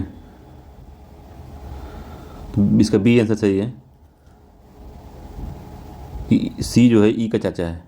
ठीक है, अगला है, एक व्यक्ति 18 किलोमीटर उत्तर की तरफ चलता है, तो 18 ऊपर उत्तर चला 18। ठीक है, चलता है, और फिर 15 किलोमीटर पश्चिम की ओर चलता है, तो पश्चिम 15 मीटर चला। इसके बाद वो 15 किलोमीटर पूर्व चलता है, तो फिर 15 किलोमीटर पूर्व चला, फिर वहीं आ गया यहीं पे, फिर 15 किलोमीटर पूर्व चला, इस दिशा में, पहले इस दिशा में गया, और फिर 20 किलोमीटर दक्षिण चला, तो फिर 20 किलोमीटर दक्षिण चला, तो 2 किलोमीटर इससे आ गया यहाँ पे, तो ये 2 किलोमीटर रखता है, पूरा 20 हो गया। 20 किलोमीटर दक्षिण की ओर चला, वो आरंभिक बिंदु से कितनी दूरी पे, तो 2 किलोमीटर दूरी पे है। बी ऐसे चाहिए, 2 किलोमीटर दूरी पे है। ये आराम से देखिए, बस कुछ करना नहीं है आपको, बस बनाना था इसमें, बस 2 किलोमीटर दूरी पे है वो, इतना यहीं शुरू से यहीं चला था वो। टोटल 20 है तो 18 तो यहीं हो गया, तो टोटल 20 दूरी तो बचा यहाँ, तो 2 है यहाँ, बी आंसर। ठीक है, अगला है, दी गई श्रृंखला में ये क्वेश्चन मार्क के स्थान पे कौन सी संख्या आएगी, तो वही बताना है। तो 5 है, तो 2 का स्क्वायर प्लस 1 देखते हैं, 5 हो गया। 4 का स्क्वायर प्लस 1 हो गया, तो 17 हो गया। और 6 का स्क्वायर प्लस 1 हो गया, 37 हो गया। और 8 का स्क्वायर प्लस 1 हो गया, तो 65 हो गया। 10 का स्क्वायर हो गया, तो 101 हो गया। तो 12 का स्क्वायर हो जाएगा, तो कितना हो जाएगा, 145 हो जाएगा, प्लस वन। ठीक है, तो 145 इसका आंसर सही है, डी आंसर सही है, 145। ठीक है, अगला क्वेश्चन है 70 नंबर का, कह रहा है 5 मित्रों ने कुछ पैसे बराबर बराबर बांट लिए और कॉफ़ी पीने चले गए। उन्हें 400 का बिल मिला, और बिल का भुगतान करने के बाद एहसास हुआ कि उनके पास जो कुल धन बचा था वह बांटने के बाद मिले धन के बराबर था। वह मूल राशि ज्ञात कीजिए जो उनके पास वापस बचा था। उन्हें आपस में बांटा गया था, तो कौन सा धन था वो। तो कह रहा है कि 5 मित्रों ने कुछ पैसे बराबर बराबर बांट लिए और कॉफ़ी पीने चले गए, तो उनको 400 रुपये का बिल मिला, और बिल का भुगतान करने के बाद उन्हें एहसास हुआ उनके पास जो कुछ धन बचा था वो बांटने के बाद मिले धन के बराबर था। वो मूल राशि ज्ञात कीजिए जो आपस में बटा था। ठीक है, तो मानते हैं कि जो टोटल राशि x थी, ठीक है, और मनी जो देने के बाद में जो मनी बची है वो भी x ही है, मान लीजिए। ठीक है, कह रहा है ना कि जितना हुआ था उसका बांटने के बाद मिले धन के बराबर था, दोनों धन बराबर थे, तो टोटल बिल प्लस धन कितना हो जाएगा। तो डिस्ट्रीब्यूटेड मनी जो थी x थी, मान लीजिए बांटा गया धन सब में x था, और बचा जो धन था वो भी x था। ठीक है, तो टोटल धन बता रहा है कि टोटल धन कितना होगा, तो बिल प्लस जो लेफ्ट मनी थी, जो बची धन था वो, तो 400 प्लस x हो गया, यही होगा ना। बिल कितना हो जाएगा, 4x प्लस x बराबर 400 प्लस x। बात समझ आ रही कि नहीं। तो ये है x यहाँ बचा है, लेफ्ट x बचा है, और 4 लोगों ने x से बांटा था, तो ये बांटा गया जो धन था, जो बिल से पहले जो लोग कंट्रीब्यूट किए थे पैसा वो लोग, तो वो x था, तो 4x तो होगा ना दोनों का मिला के, सबका 4x हो गया। बचा कितना था, जितना एक लोगों पे पड़ा था उतना ही बचा था बिल पे करने के बाद, तो x बचा था, तो 4x प्लस x बराबर हो गया 400 प्लस बचा हुआ धन x उनके पास में जो बचा था, तो 5x बराबर हो जाएगा 400 प्लस x बराबर हो जाएगा 4x बराबर हो जाएगा 400, x बराबर हो गया 40 रुपये। और 100 रुपये होगा ना, 400 100 रुपये हो गया, तो टोटल अमाउंट कितना था? टोटल अमाउंट 5x था। 5x अब कितने बराबर हो गया? 500 के बराबर हो गया। x बराबर 5 है तो 5x 500 के बराबर हो गया। तो पूछ रहा है कि उन्हें बांटा गया था तो मूल राशि क्या थी? तो मूल राशि 500 रुपये थी। डी आंसर सही है। समझ में आया कि नहीं है? तो फिर से सब बता देते हैं, एक बार फिर से देख लीजिए। तो उसमें 5 मित्र हैं और बराबर पैसा बांट लिया। तो माना एक मित्र से 100 रुपये लिया गया, ठीक है, 100 रुपये लिया गया। तो टोटल 4 मित्र 4x पैसा इकट्ठा हो गया इनके पास, ठीक है। और उन्होंने जाके 4x पैसा उन्होंने जाके कॉफ़ी पिया तो 400 का बिल मिल गया उनको, 400 का बिल मिला, ठीक है। तो उन्होंने 400 का बिल जब मिला तो उन्होंने जब 4x उनको दिया तो जो रिटर्न किया वो कितना किया? तो 400 में से x घटाया तो x रिटर्न कर दिया उनको, x रुपया और उनको दिया कि ले लो भाई तुम्हारा पैसा है 100 रुपया। तो उनको बाद में ये एहसास हुआ कि उनके पास जो धन कुल बचा था वो बांटने के बाद मिले धन के बराबर था। तो वह मूल राशि क्या थी? तो तो अब 4x ये था। अब बांटने के पहले जो धन, बांटने के बाद जो धन मिला था उसके बराबर था। तो धन कितना था? x सब लोग दिए थे तो x हो गया बराबर कितना पैसा था अब उनके पास? 400 रुपये तो बिल था प्लस 100 रुपया जो बचा था, तो टोटल इतना हो गया। तो अब x कट गया तो 4x बराबर हो गया 400, तो x बराबर हो गया 100, ठीक है। तो x वैसा होगा तो टोटल पैसा को कितना मिला था? तो टोटल इनका यही मनी था ना, ये 4x + 1, तो 4x + 1 5x हो गया। तो x बराबर अगर 100 रख देते हैं तो 500 हो गया। ये सिंपल यही था। क्वेश्चन को ध्यान से नहीं पढ़ेंगे तो नहीं समझ में आएगा। तो 5 मित्रों ने कुछ पैसे बराबर बराबर बांट लिए, तो अपने में बांटे हो बराबर बराबर, सबसे लिए, बांटने का मतलब उसको ले लिए और काफ़ी पीने चले गए। उन्हें केवल 400 रुपये का बिल मिला और बिल का भुगतान करने के बाद उन्हें एहसास हुआ कि उनके पास जो कुछ धन बचा था वो बांटने के बाद मिले धन के बराबर था, ठीक है। वो मूल राशि ज्ञात करी जो उन्होंने आपस में बांटा था। तो मूल राशि क्या है जो उन्होंने आपस बांट लिया था? तो टोटल पैसा 500 रुपया था। तो इसे डी आंसर सही है, ठीक है। चलते हैं, अगला क्वेश्चन है 71 नंबर का। संचार के संदर्भ में सूचना प्रेषित करने की प्रक्रिया में कौन से तत्व शामिल हैं? तो संचार जब चालू होता है, कोई भी हम संचार करते हैं तो क्या क्या उसमें शामिल होता है? तो क्या क्या होता है? एनकोडिंग होती है, फीडबैक भी मिलता है, डिकोडिंग भी होता है, और क्या होता है इसमें? परसेप्शन कहीं भी नहीं देखे हैं और इंटरफेस भी नहीं देखे हैं, तो ये सब मामला नहीं है। तो 1 2 3 इसका सही आंसर है, तो ए आंसर सही है। तो सबसे पहले क्या होता है? सबसे पहले कोई आइडिया होता है, ठीक है, उसको कोई भेजता है तो इनकोड करता है, फिर इनकोड करके माध्यम की जरूरत पड़ेगी, माध्यम मीडियम के थ्रू भेजेगा। तो जब यहाँ रिसीवर रिसीव करेगा तो यहाँ डिकोड करता है, उसको डिकोड करेगा। डिकोड करने के बाद में तब वो मैसेज सीन करेगा, सीन किया आइडिया को, फिर वो फीडबैक भेजेगा यहाँ पे कि हाँ हमको मिल गया है। तो ये पूरा प्रोसेस चलता है उसमें, ठीक है। तो इसी वजह से ये सही है, ये परसेप्शन और इंटरफेस नहीं आता इसमें, ठीक है। अगला क्वेश्चन है, संचार प्रक्रिया में किसी के शब्दों के गैर मौखिक संकेत के साथ मिलान से प्राप्त संबद्धता के लिए प्रयुक्त होता है। तो संचार प्रक्रिया में किसी शब्द के गैर मौखिक संकेत के साथ मिलान से प्राप्त संबद्धता के लिए प्रयुक्त शब्द जो होता है उसको हम कहते हैं सर्वांग समता कहते हैं उसको, ठीक है। तो बी आंसर सही, इसको याद रखिएगा, सर्वांग समता कहते हैं, ठीक है। अगला क्वेश्चन चलते हैं। अगला क्वेश्चन है, यदि किसी धनराशि पर 2 वर्षों के लिए चक्रवृद्धि ब्याज 820 रुपये है, उसी धनराशि पर समान अवधि के लिए समान ब्याज पर दर साधारण ब्याज 800 रुपया है, तो वार्षिक ब्याज दर क्या होगी? तो इसमें साधारण ब्याज और चक्रवृद्धि ब्याज को दोनों वो करना है, तो बताना है क्या होगी। इसका जब SI निकालेंगे, सिंपल इंटरेस्ट जब हम निकालते हैं तो क्या आएगा? मूलधन गुणते दर गुणते समय बटे में 100, तो PR दिया है T 2 दिया है बटे 100 हो गया, बराबर 820 दिया इधर, ठीक है। वो 800 दिया, 820 साधारण ब्याज 800 रुपये था, तो ये हो गया 50 हो गया, ये 40,000 रुपये ही हो गया, ठीक है। 40,000 रुपया इसका SI आ गया है, तो नहीं PR आ गया है, P × R, मूलधन गुणते जो रेट है उसको मिला के 40,000 रुपये आ गया है। अब जब हम वो निकालेंगे, CI निकालेंगे, कंपाउंड इंटरेस्ट, तो P1 + R/100 T-1 हो गया। ठीक है, तो 820 P1 +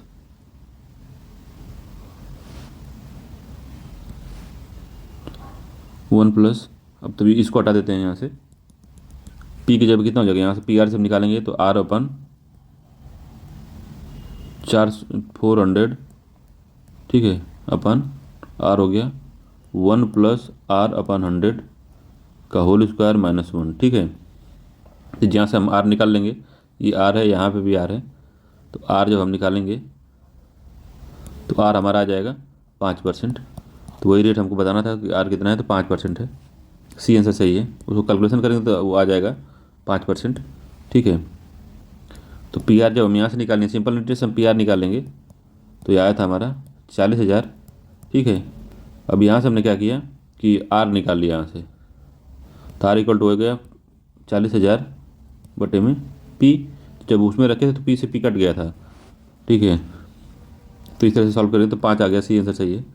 अगला है, एक थोक दुकानदार गलत वजन का उपयोग करता है और सामान खरीदते समय 10% की धोखाधड़ी करता है तथा फिर सामान बेचते समय ग्राहक को 10% की धोखाधड़ी करता है, तो उसका प्रतिशत लाभ क्या होगा। तो 10% वहाँ की शुरुआत में, फिर 10% करता है, तो 2 बार उसने 10% का धोखा किया, तो तो उसको कितना फ़ायदा हुआ। तो उसने मान लीजिए 1 किलो अगर खरीदा था कोई सामान, वजन में 1 किलो खरीदा, तो 1000 ग्राम वो खरीदा, फिर उसमें से उसने जो है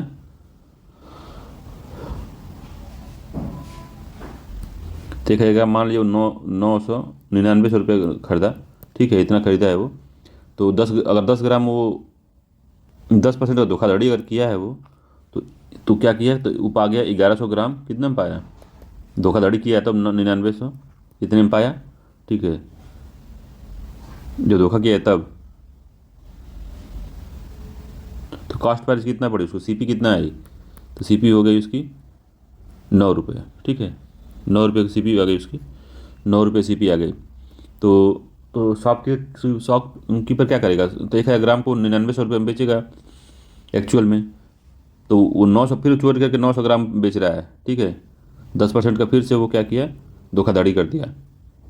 तो 1000 का जब 900 रुपये धोखाधड़ी किया, 10 ग्राम को फिर से चोरी किया ना वो, तो इतना बेचा वो। ठीक है, अब क्या है कि वो इतने में वो लिया था। ठीक है, CP उसकी 9 आ गई थी, तो अब क्या करेगा, मान लेते हैं कि वो शॉपकीपर क्या कर रहा है कि 1000 ग्राम बेच रहा है वो 9900 रुपये में। ठीक है, बट एक्चुअली दे कितना रहा है वो, तो 900 ग्राम दे रहा है ना, 10 रुपये चोरी कर ले रहा है 10 ग्राम, 10% की, यहाँ पे चोरी की धोखा कर रहा है 900, तो 900 ग्राम हो गया।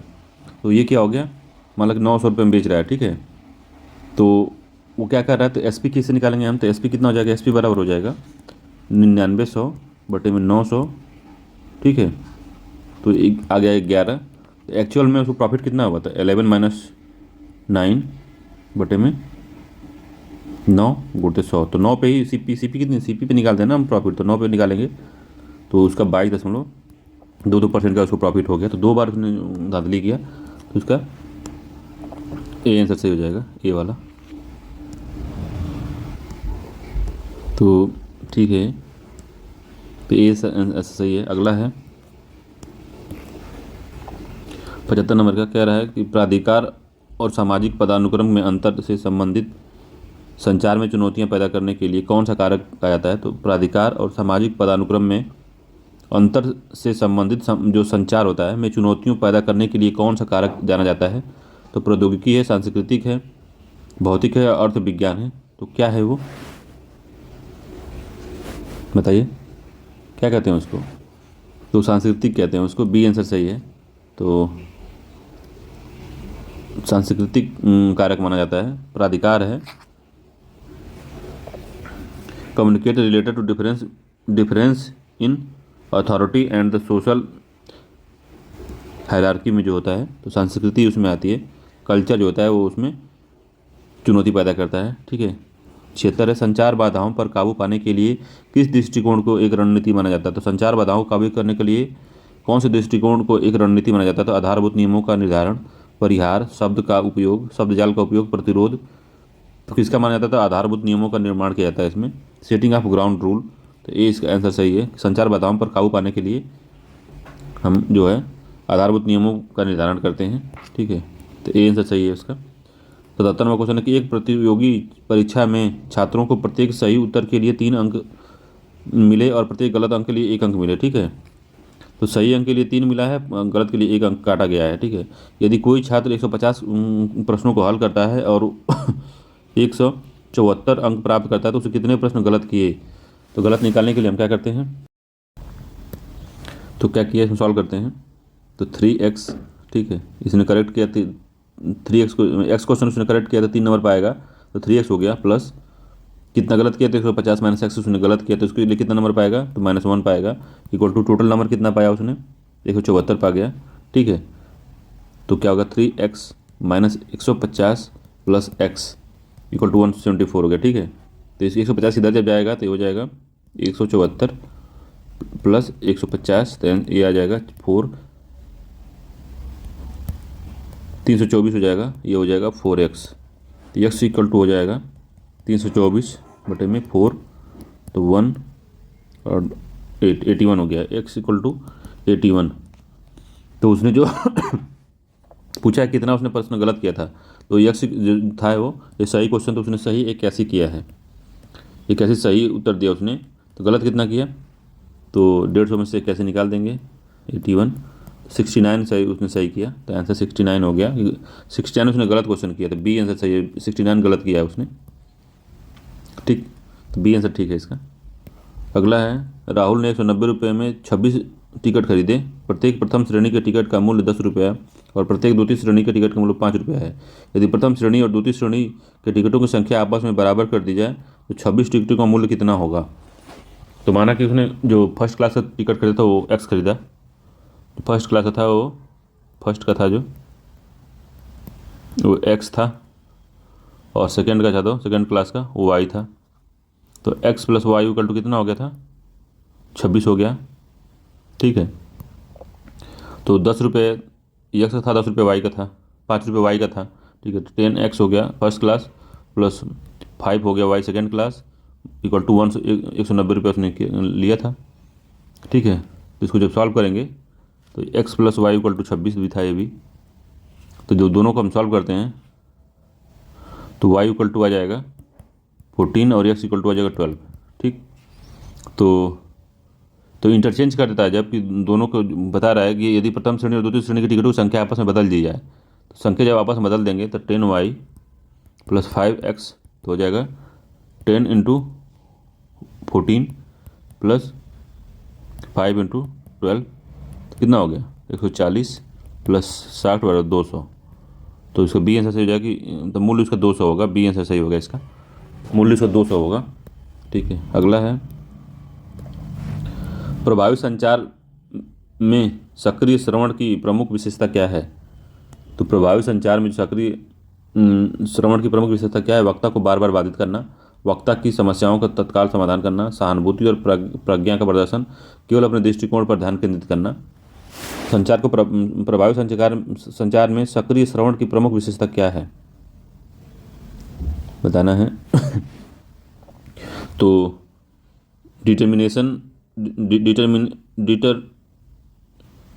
सहानुभूति और प्रज्ञा का प्रदर्शन, डिमॉन्स्ट्रेटिंग एम्पैथी एंड अंडरस्टैंडिंग ही इसका प्रमुख विशेषता है। तो सी आंसर सही है इसका। अगला, निम्नलिखित में से कौन सा गैर मौखिक संचार का उदाहरण है? तो गैर मौखिक संचार का उदाहरण कौन सा है? तो एक लिखित संदेश भेजना, विदेशी भाषा बोलना, सहमति से सिर हिलाना, ईमेल करना। तो सहमति से सिर हिलाना, ये सी आंसर सही है। ये गैर मौखिक का सिर हिलाना, हाथ से इशारा करना, ये सब है। 81 नंबर क्वेश्चन है कि ए ने एक पुस्तक खरीदी और उसे 25% लाभ पर बी को बेच दी, ठीक है। ए ने एक पुस्तक खरीदी और 25% लाभ पे उसने बेच दिया बी को। बी ने इसे 20% हानि पर सी को बेच दिया। तो बी ने क्या किया? इसको 20% हानि पर तो उसने बेच दिया सी को। सी ने क्या किया, सी ने 20% लाभ पे डी को बेच दिया। तो सी ने क्या किया, 20% लाभ पे 20% लाभ को उसने डी को बेच दिया, डी को बेच दिया। और डी ने इसके लिए 450 रुपये दिए थे, 450 रुपये दिए डी ने। तो पूछ रहा है कि इस पुस्तक के लिए ए कितना भुगतान किया था। तो ए कितना भुगतान किया था निकाल लेते हैं। 450 हो गया, तो इसको जब सॉल्व करेंगे तो ए आ जाएगा 374 आ जाएगा, 375 आ जाएगा। कैलकुलेटर सॉल्व करेंगे इसको, या तो काट दीजिए इसे 25 से, 25 से 100, 25 से 125, इसको सब सॉल्व करेंगे।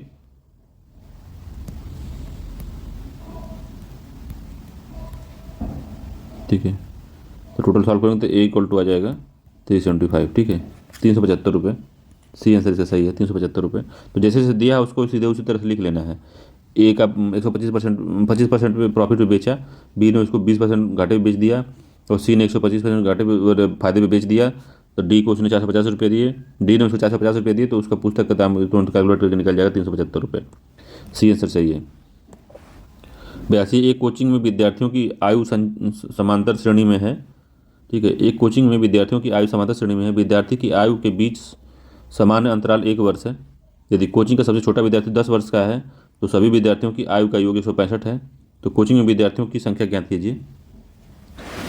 ठीक है, तो एक विद्यार्थी में समांतर श्रेणी में है। तो समांतर श्रेणी में आयु होती है तो उसका योग क्या होता है, एस एन बराबर होता है n/2 2a plus n-1 into D होता है। ठीक है, टोटल सम होता है ये। तो कितना हो गया, टोटल योग कितना है, 165 है। ठीक, इक्वल टू n/2 2, और ए कितना है बता रहा है कि सबसे छोटे विद्यार्थी का 10 वर्ष है, तो ए 10 हो गया। ठीक है, प्लस n-1, डी कितना है, तो दोनों के बीच का अंतर कितना है, तो 1 वर्ष का अंतर है, तो डी 1 हो गया। ठीक है, इसको अगर आप जानते हो समांतर श्रेणी तभी समझ पाएंगे, डी 1 है इसमें, क्योंकि बीच का अंतराल जो 1 होता है, तो बीच का अंतर निकालते हैं, दो संख्याओं के बीच का अंतर निकालते हैं तो समांतर श्रेणी में समान होता है। हर एक दूसरे के अगल बगल की संख्याओं का अंतर, जैसे हमारे 2 4 6 8, तो इसके बीच का अंतर का 2 होगा, इसके बीच का अंतर 2 होगा, इसके बीच का अंतर 2 होगा, तो इसका समांतर श्रेणी का जो मतलब होता है। ठीक है, तो 1 हो गया ये। तो जब हम इसको सॉल्व करेंगे तो 330 equal to n 90 plus n हो जाएगा। तो n स्क्वायर प्लस 19 माइनस 330 इसको निकालेंगे। तो जब इसको सॉल्व करेंगे द्विपद प्रमेय से तो n इक्वल टू 11 आएगा, n इक्वल टू -30 आएगा। तो -30 कोई मतलब नहीं है, तो n इक्वल टू 11 छात्रों की संख्या है, तो ए आंसर से सही है। 11 छात्र हैं।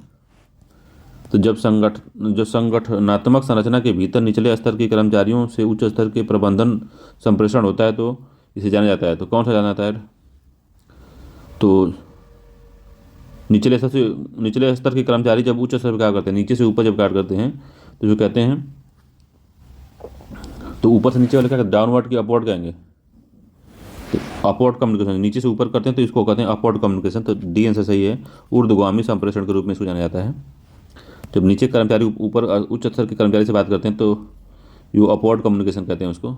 84 है, निम्नलिखित में से कौन अंतर व्यक्तिक संप्रेषण का सबसे अच्छा वर्णन करता है। तो अंतर व्यक्ति का इंटरपर्सनल कम्युनिकेशन का कौन सबसे अच्छा वर्णन करता है। तो एक टीम के भीतर 2 या 2 से अधिक व्यक्तियों के बीच संप्रेषण नहीं, किसी संगठन के में विभिन्न स्तरों के कर्मचारियों के बीच भी नहीं, किसी व्यक्ति और उसके आंतरिक विचारों या स्वयं के बीच संप्रेषण जो होता है तो उसको अंतः व्यक्ति कम्युनिकेशन कहते हैं। तो सी इसका आंसर सही होगा, किसी व्यक्ति जो अपने आंतरिक विचारों से बात करता है उसको कहते हैं। अगला 3 जो प्रश्न हैं उनका उत्तर दीजिए। तो ABCDEF तक है, 6 विद्यार्थी हैं, किसी कक्षा में बैठे हैं जिसमें केवल 6 सीटें हैं। विद्यार्थी एक कमरे के प्रवेश द्वार के बाईं ओर बैठा है। ठीक है, तो बाईं ओर बैठा देते हैं इसको। ठीक है, बाईं ओर बैठा है। बी और सी दोनों प्रवेश द्वार के दाईं ओर बैठे हैं। तो बी और सी अब कहाँ बैठे हैं पता नहीं है, तो बी और सी को बैठा देते हैं। ठीक है, बाईं ओर बैठे हैं। बी और सी दोनों प्रवेश द्वार के दाईं ओर बैठे हैं। ई और एफ कक्षा के विपरीत दिशा में बैठे हैं। तो ई और एफ जो है, मान लो इधर एफ है तो इधर ई बैठा है। ठीक है, विपरीत दिशा में बैठे हैं और वे एक दूसरे के सम्मुख नहीं है, तो सम्मुख नहीं है तो यफ यहाँ पे है और ई यहाँ पे है, तो सम्मुख नहीं है, इस तरह से नहीं है। ए और ई सम्मुख है इस डायग्राम में, इस वाले डायग्राम में, ठीक है, सम्मुख नहीं है। तो छात्र सी और डी एक दूसरे के आमने सामने हैं, छात्र सी और डी जो है एक दूसरे के आमने सामने हैं। और छात्र ई कोने में नहीं बैठा है, तो ई कोने में नहीं है, ई बीच में है, ठीक है, ई बीच में बैठा है। ए और एफ के सामने, ए एफ के सामने बैठता है और उसी तरफ बैठता है। तो ए जो है यफ के सामने बैठता है, तो ए जो है यफ के सामने बैठा है और उसी तरफ बैठा था, हम दोनों उसी तरफ बैठे हैं। तो पूछ रहे हैं क्वेश्चन क्या है, डायग्राम इसको याद कर लीजिए, ऐसे डायग्राम बनेगा, यही डायग्राम है। पूछ रहा क्वेश्चन क्या है, तो एफ यहाँ बैठा था, ए यहाँ था, डी यहाँ था और बी यहाँ था, ई यहाँ था, ई कॉर्नर में नहीं था और सी यहाँ था। तो पूछ रहा है यदि ए प्रवेश द्वार की ओर मुख करके अपने स्थान पर बैठता है तो ए के सामने कौन बैठा है, तो ए के सामने डी बैठा है, ठीक है। तो ए के सामने कौन बैठा है, तो ए के सामने डी बैठा है। बी और सी के बीच में कौन बैठा है, तो ई बैठा है। और प्रवेश द्वार के निकटतम कौन बैठा है, तो डी और सी बैठे हैं, डी और सी बैठे हैं, डी और सी बैठे हैं भाई। तो डी और सी, डी आंसर इसका सही है, डी और सी बैठे थे, ठीक है। F A D B E C, ठीक है। अगला क्वेश्चन है, तो बस 3 क्वेश्चन थे, तीनों सॉल्व हो गए, ठीक है। अगला क्वेश्चन है 88 नंबर का, कह रहा है कि मोटर गैरेज में 65% कर्मचारी के पास बाइक है, ठीक है। 65% जो कर्मचारी उनके पास बाइक है, 25% कर्मचारी के पास कार है, तो 25% कार है, ठीक है, कार है, बाइक है। 15% जो कर्मचारी के पास में बाइक और कार दोनों हैं, तो बीसी दोनों के पास है, वो 15% है, ठीक है। गैरेज में कुल मिलाकर 200 कर्मचारी हैं, कितने कर्मचारी के पास कार या बाइक है, ठीक है, तो कुल 200 हैं, ठीक है। तो कितने परसेंट के पूछ रहा है, तो कर्मचारी के पास कार या बाइक है, तो 65 हो गया, 25 हो गया, तो कितना हो गया, 65 25,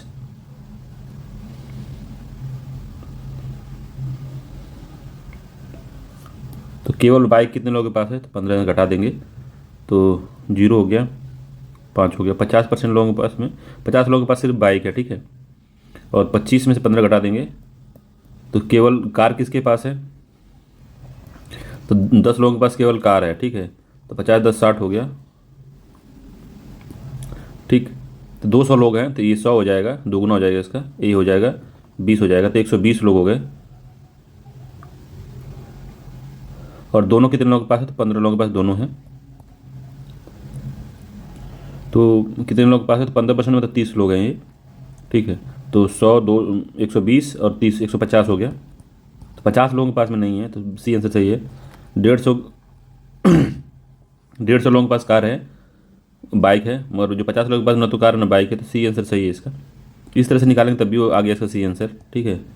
इसका एक और तरीका निकाल सकते हैं आप, तो उसको बता देते हैं। तो मान लीजिए कि 65% जो है वो बाइक है, कार जो है 25% और दोनों जो है 15%। तो कितने परसेंट है जिनके पास कार, या तो कार है या तो बाइक है, तो 65 + 25 - 15 = 75% ऐसे लोग हैं जिनके पास में कार और बाइक है, कार या तो बाइक है, कार या बाइक रखे हैं 75% लोग, ठीक है। कितने परसेंट लोग हैं जिनके पास न कार है न तो बाइक है, तो 75 लोग हुआ, तो 25 लोगों के पास होगा 75, तो 100 में से 75 निकाल देंगे, तो 25% ऐसे लोग हैं जिनके पास न कार है न बाइक है, तो 200 का 25% कितना होगा,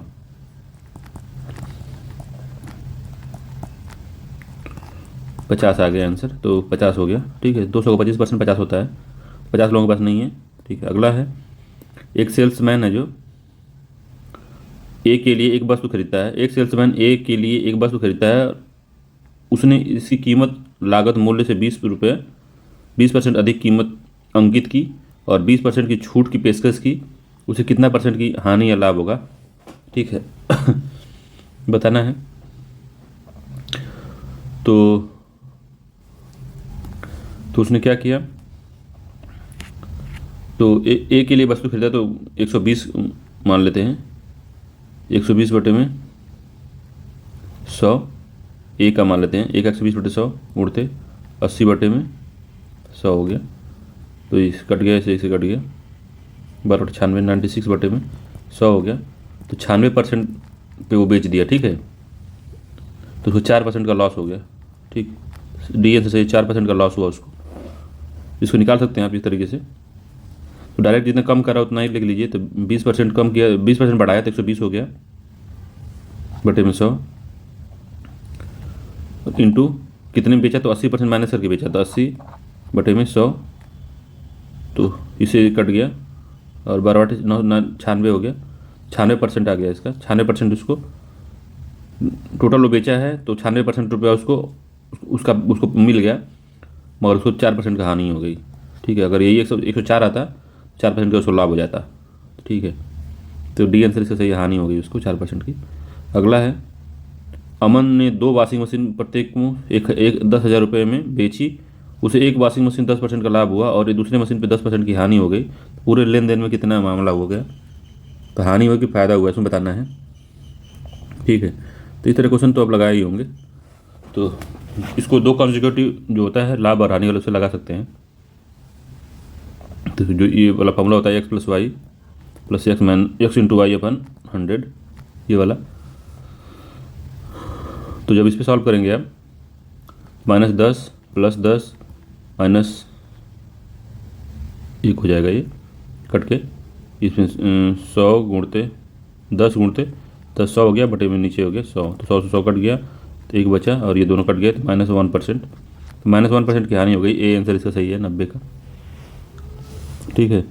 अगला क्वेश्चन है, कह रहा है कि एक अष्टभुज के शीर्षों को जोड़कर कितने विकर्ण खींचे जा सकते हैं। तो इसका फार्मूला होता है कि इसको याद कर लीजिए, जब इस तरह पूछेगा ना जो डायगोनल्स कितने खींचे जा सकते हैं, तो n साइड है तो n इक्वल टू हो जाता है n - 3/2 होता है इसे, ये वाला फॉर्मूला। तो इसमें लगा देंगे तो अष्टभुज तो 8 हो जाएगा, 6 हो जाएगा, अष्टभुज 6 होगा, तो 6 × 6 - 3/2, तो 3 हो गया, 3 3 9 होगा, 9 आंसर होगा। ए आंसर इससे हो जाएगा 9 है जो इसका है। नंबर ऑफ हेक्सागन हो जाएगा 9। पूछा है जोड़ कितने विकर्ण खींचे जा सकते हैं, तो 9 विकर्ण खींचे जा सकते हैं, ठीक है। अगला क्वेश्चन है, क्या कह रहा है कि वेदांत और सुरेश भाई है, उनकी मासिक आय का अनुपात 4.3 है और उनकी व्यय का अनुपात 3.2 है, फिर भी उन्हें प्रत्येक माह में 6,000 की बचत हो जाती है, तो उनकी कुल मासिक आय का योग कितना है। तो बचत का क्या होता है फॉर्मूला, तो इनकम माइनस खर्चा, ठीक है। तो उनकी मासिक आय कितनी है, इनकम कितनी है 4.3 है, माइनस व्यय कितना है 3.2 है, 300 में 2 है। तो बताना है कि तो उनका मासिक योग कितना है। तो मान लेते हैं इनका सुरेश और वेदांत और सुरेश का है 4x और 3y है, ठीक है। खर्चा इनका है 3x × 2y, तो दोनों का घटा देते हैं तो कितना हो जाएगा, x इक्वल टू कितना आ जाएगा, फिर से देखते हैं इसको। तो मान लेते हैं 3x है, ये इनका हो गया 3x 3y, जो 4 है ये खर्चा है इसका वेदांत का, और उसका ये इनकम है 4 और खर्चा है 3, तो 4x - 3y = 6,000 हो गया, ठीक है। प्रतिमाह बचत इनकी प्रत्येक की बचत 6,000 है, दूसरे का कितना होगा, तो हो गया 3x - 2y = 6,000, ठीक है। दोनों को अगर सॉल्व करते हैं तो जब इसको सॉल्व करेंगे तो x = हो जाएगा 6,000 आ जाएगा, ठीक है। जब 6,000 आएगा तो वेदांत का कितना हो जाएगा, 24,000 हो जाएगा, ठीक है, वेदांत का। और सुरेश का कितना हो जाएगा, जब सुरेश का निकालेंगे तो y = आ जाएगा तो सूर्य से निकालेंगे तो yes yes yes equal to हो जाएगा 18,000 रुपये। जब सॉल्व करेंगे तो आ जाएगा इतना, ठीक है। तो टोटल इनके जोड़ देते हैं तो इनकी वो निकल जाएगी, तो 42,000 रुपये आ जाएगा, ठीक है। तो सी आंसर इसका सही है, 42,000 इनकी आय का योग है। तो कुछ नहीं करना है, बस इतना जानना है कि इन जो बचत होती है तो बचत में क्या होता है, इनकम में से हम उनका व्यय निकालते हैं तो बचत निकल आता है हमारा। तो प्रत्येक बचत 6,000 दिया हुआ है तो उसे निकाल लिया, 42,000 इनका दोनों का योग है। अगला है, एक संगठनात्मक परिवेश के अंदर औपचारिक संचार की क्या विशेषता होती है। तो औपचारिक जो है फॉर्मल जो कम्युनिकेशन होता है उसकी क्या विशेषता होती है, सूचना का आकस्मिक और सहज आदान प्रदान होता है, तो ये नहीं होता। संचारित आधिकारिक और स्थापित चैनलों का अनुसरण करता है, तो यही विशेषता बी वाली सही होती है। काफ़ी ब्रेक के दौरान औपचारिक व चर्चा, कार्यस्थल से बाहर नहीं, ये सब नहीं होता, बी सही है। Structured official and follow establish channel से उनका जो होती बातचीत होती है। संगठनात्मक परिवेश में इस तरह से होता है, इस तरह से अकस्मात बातचीत नहीं हो जाती। 94 है, कौन सा कथन औपचारिक संचार का सबसे अच्छा वर्णन करता है। तो औपचारिक संचार फिर से आ गया, तो आधिकारिक चैनलों और प्रोटोकॉल का पालन करते हुए संचार, आकस्मिक और सहज अक्सर स्थापित ढांचे के बाहर घटित होता है। तो अनौपचारिक है, ठीक है, वो औपचारिकता, ये इनफॉर्मल है। तो इनफॉर्मल में आकस्मिक और सहज अक्सर स्थापित ढांचे के बाहर घटित होता है, तो बी आंसर इसका भी ठीक है, ठीक है। प्रोटोकॉल फॉलो नहीं होता यहाँ।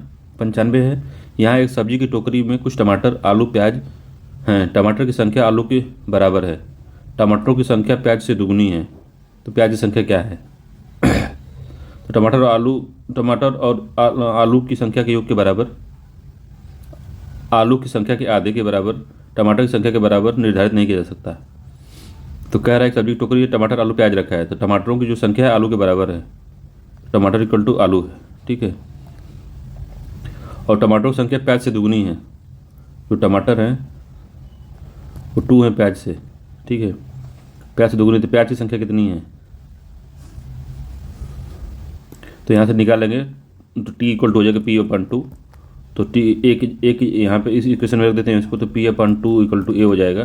तो पूछ रहा है कि प्याज की संख्या क्या है, तो टमाटर की संख्या की आधी है के बराबर है, आलू की संख्या के आधे के बराबर, ठीक है। प्याज की संख्या जो है आलू कितना B/2 हो गया, तो उसी के बराबर हो गया, तो इसका भी आंसर बी हो जाएगा।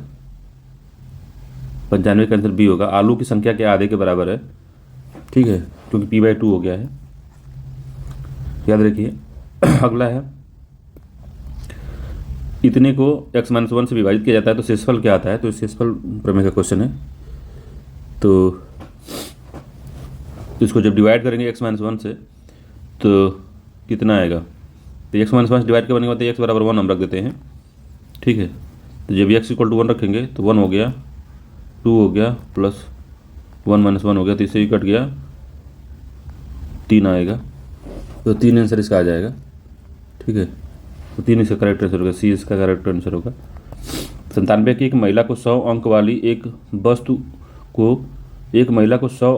एक वस्तु को छूट प्रतिशत के बराबर लाभ प्रतिशत पर बेचना पर 80 रुपये मिलता है, तो वस्तु की लागत मूल्य क्या थी।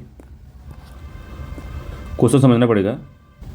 तो एक महिला को 100 अंक वाली एक वस्तु को छूट प्रतिशत के बराबर लाभ प्रतिशत पर बेचने पर 80 रुपये मिलता है, तो वस्तु की लागत मूल्य क्या है।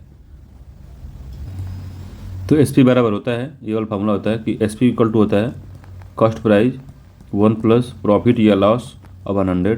तो ये वाला फॉर्मूला याद रखिएगा, ये होता है, ठीक है। तो उससे लगा लेते हैं हम लोग।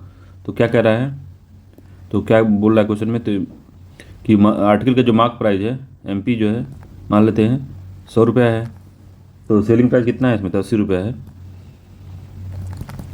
80 रुपये मिलता है उसको बेचने पे। तो डिस्काउंट कितना हो गया, डिस्काउंट परसेंटेज हो गया 20 रुपया। तो क्वेश्चन कह रहा है कि वस्तु को छूट प्रतिशत के बराबर लाभ प्रतिशत पर बेचता है, छूट प्रतिशत 20 है, तो लाभ परसेंट कितना होगा, प्रॉफिट 20% ही होगा, ठीक है। तो उससे लगा निकाल लेते हैं, इसका CP निकाल लेते हैं, कॉस्ट प्राइस निकाल लेते हैं। तो कॉस्ट पूछ रहा है कि लागत मूल्य क्या है, तो कॉस्ट प्राइस क्या है, तो कॉस्ट प्राइस बराबर हो जाएगा SP, ठीक है, अपन 1 प्लस प्रॉफिट अपन लॉस अपन 100, ठीक है। तो एसपी हो गया 80 अपन 1 + 20 रुपये का उसको प्रॉफिट हो जा रहा है बटे में 100, तो हो जाएगा 80 बटे 120 इंटू अपन 100 इसका हो जाएगा। ठीक है, तो जब इसको सॉल्व करेंगे तो आ जाएगा 200 बटे में 3, तो हो गया ये 66.66% इसका आंसर होगा। तो सी आंसर इसका सही हो जाएगा। ठीक है, तो सी आंसर इसका सही है। अगला क्वेश्चन है 98 नंबर का। कह रहा है कि एक कक्षा में लड़कियों का औसत वजन 35 है, तो गर्ल का जो एवरेज वजन है वो 35 की गिरा है। जब 38 किलो की एक लड़की कक्षा छोड़ के चली जाती है तो और 32 किलो की एक नई लड़की आ जाती है, तो औसत हो जाता है 33.5। तो 38 की गई, 32 की आई, तब एवरेज जो हो गया वो घट के 33.5 हो गया। ठीक है, तो कक्षा में कितनी लड़कियाँ पूछा कक्षा में कितनी लड़कियाँ हैं, तो कक्षा में कितनी लड़कियाँ बताना है। तो एवरेज वेट जो था हमारा 35 था। ठीक, तो -38 हुआ प्लस 32 हुआ, तो कितना का मामला हो गया तो 6 kg का गैप हो गया बीच में। तो 6 kg में कितना कम हो गया वजन, तो 6 kg में 35 था तो 33.5 हो गया, तो 1.5 कम हो गया।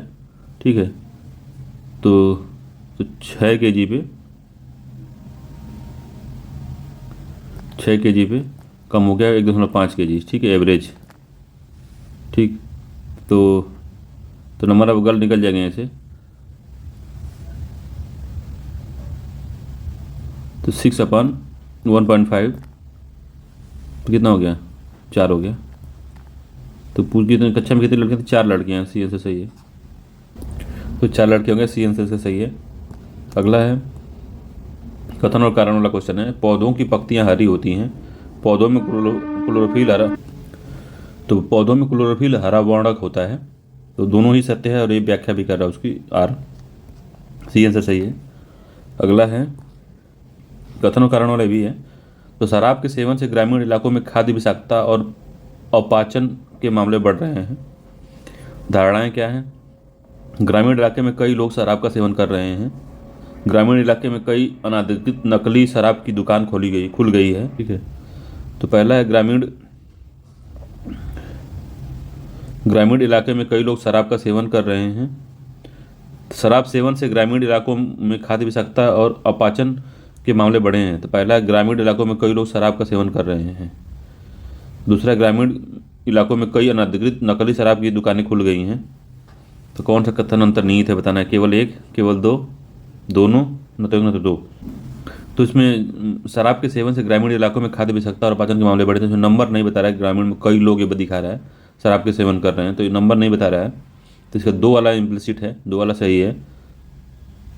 तो बी वाला अंतर्निहित है इसमें, तो इसका बी आंसर सही है। ठीक है, आगे।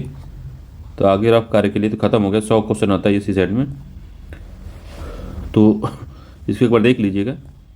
अगर अच्छा लगेगा तो मेरे चैनल को लाइक से सब्सक्राइब कर दीजिएगा। ठीक है, मिलते हैं अगले वीडियो में। धन्यवाद।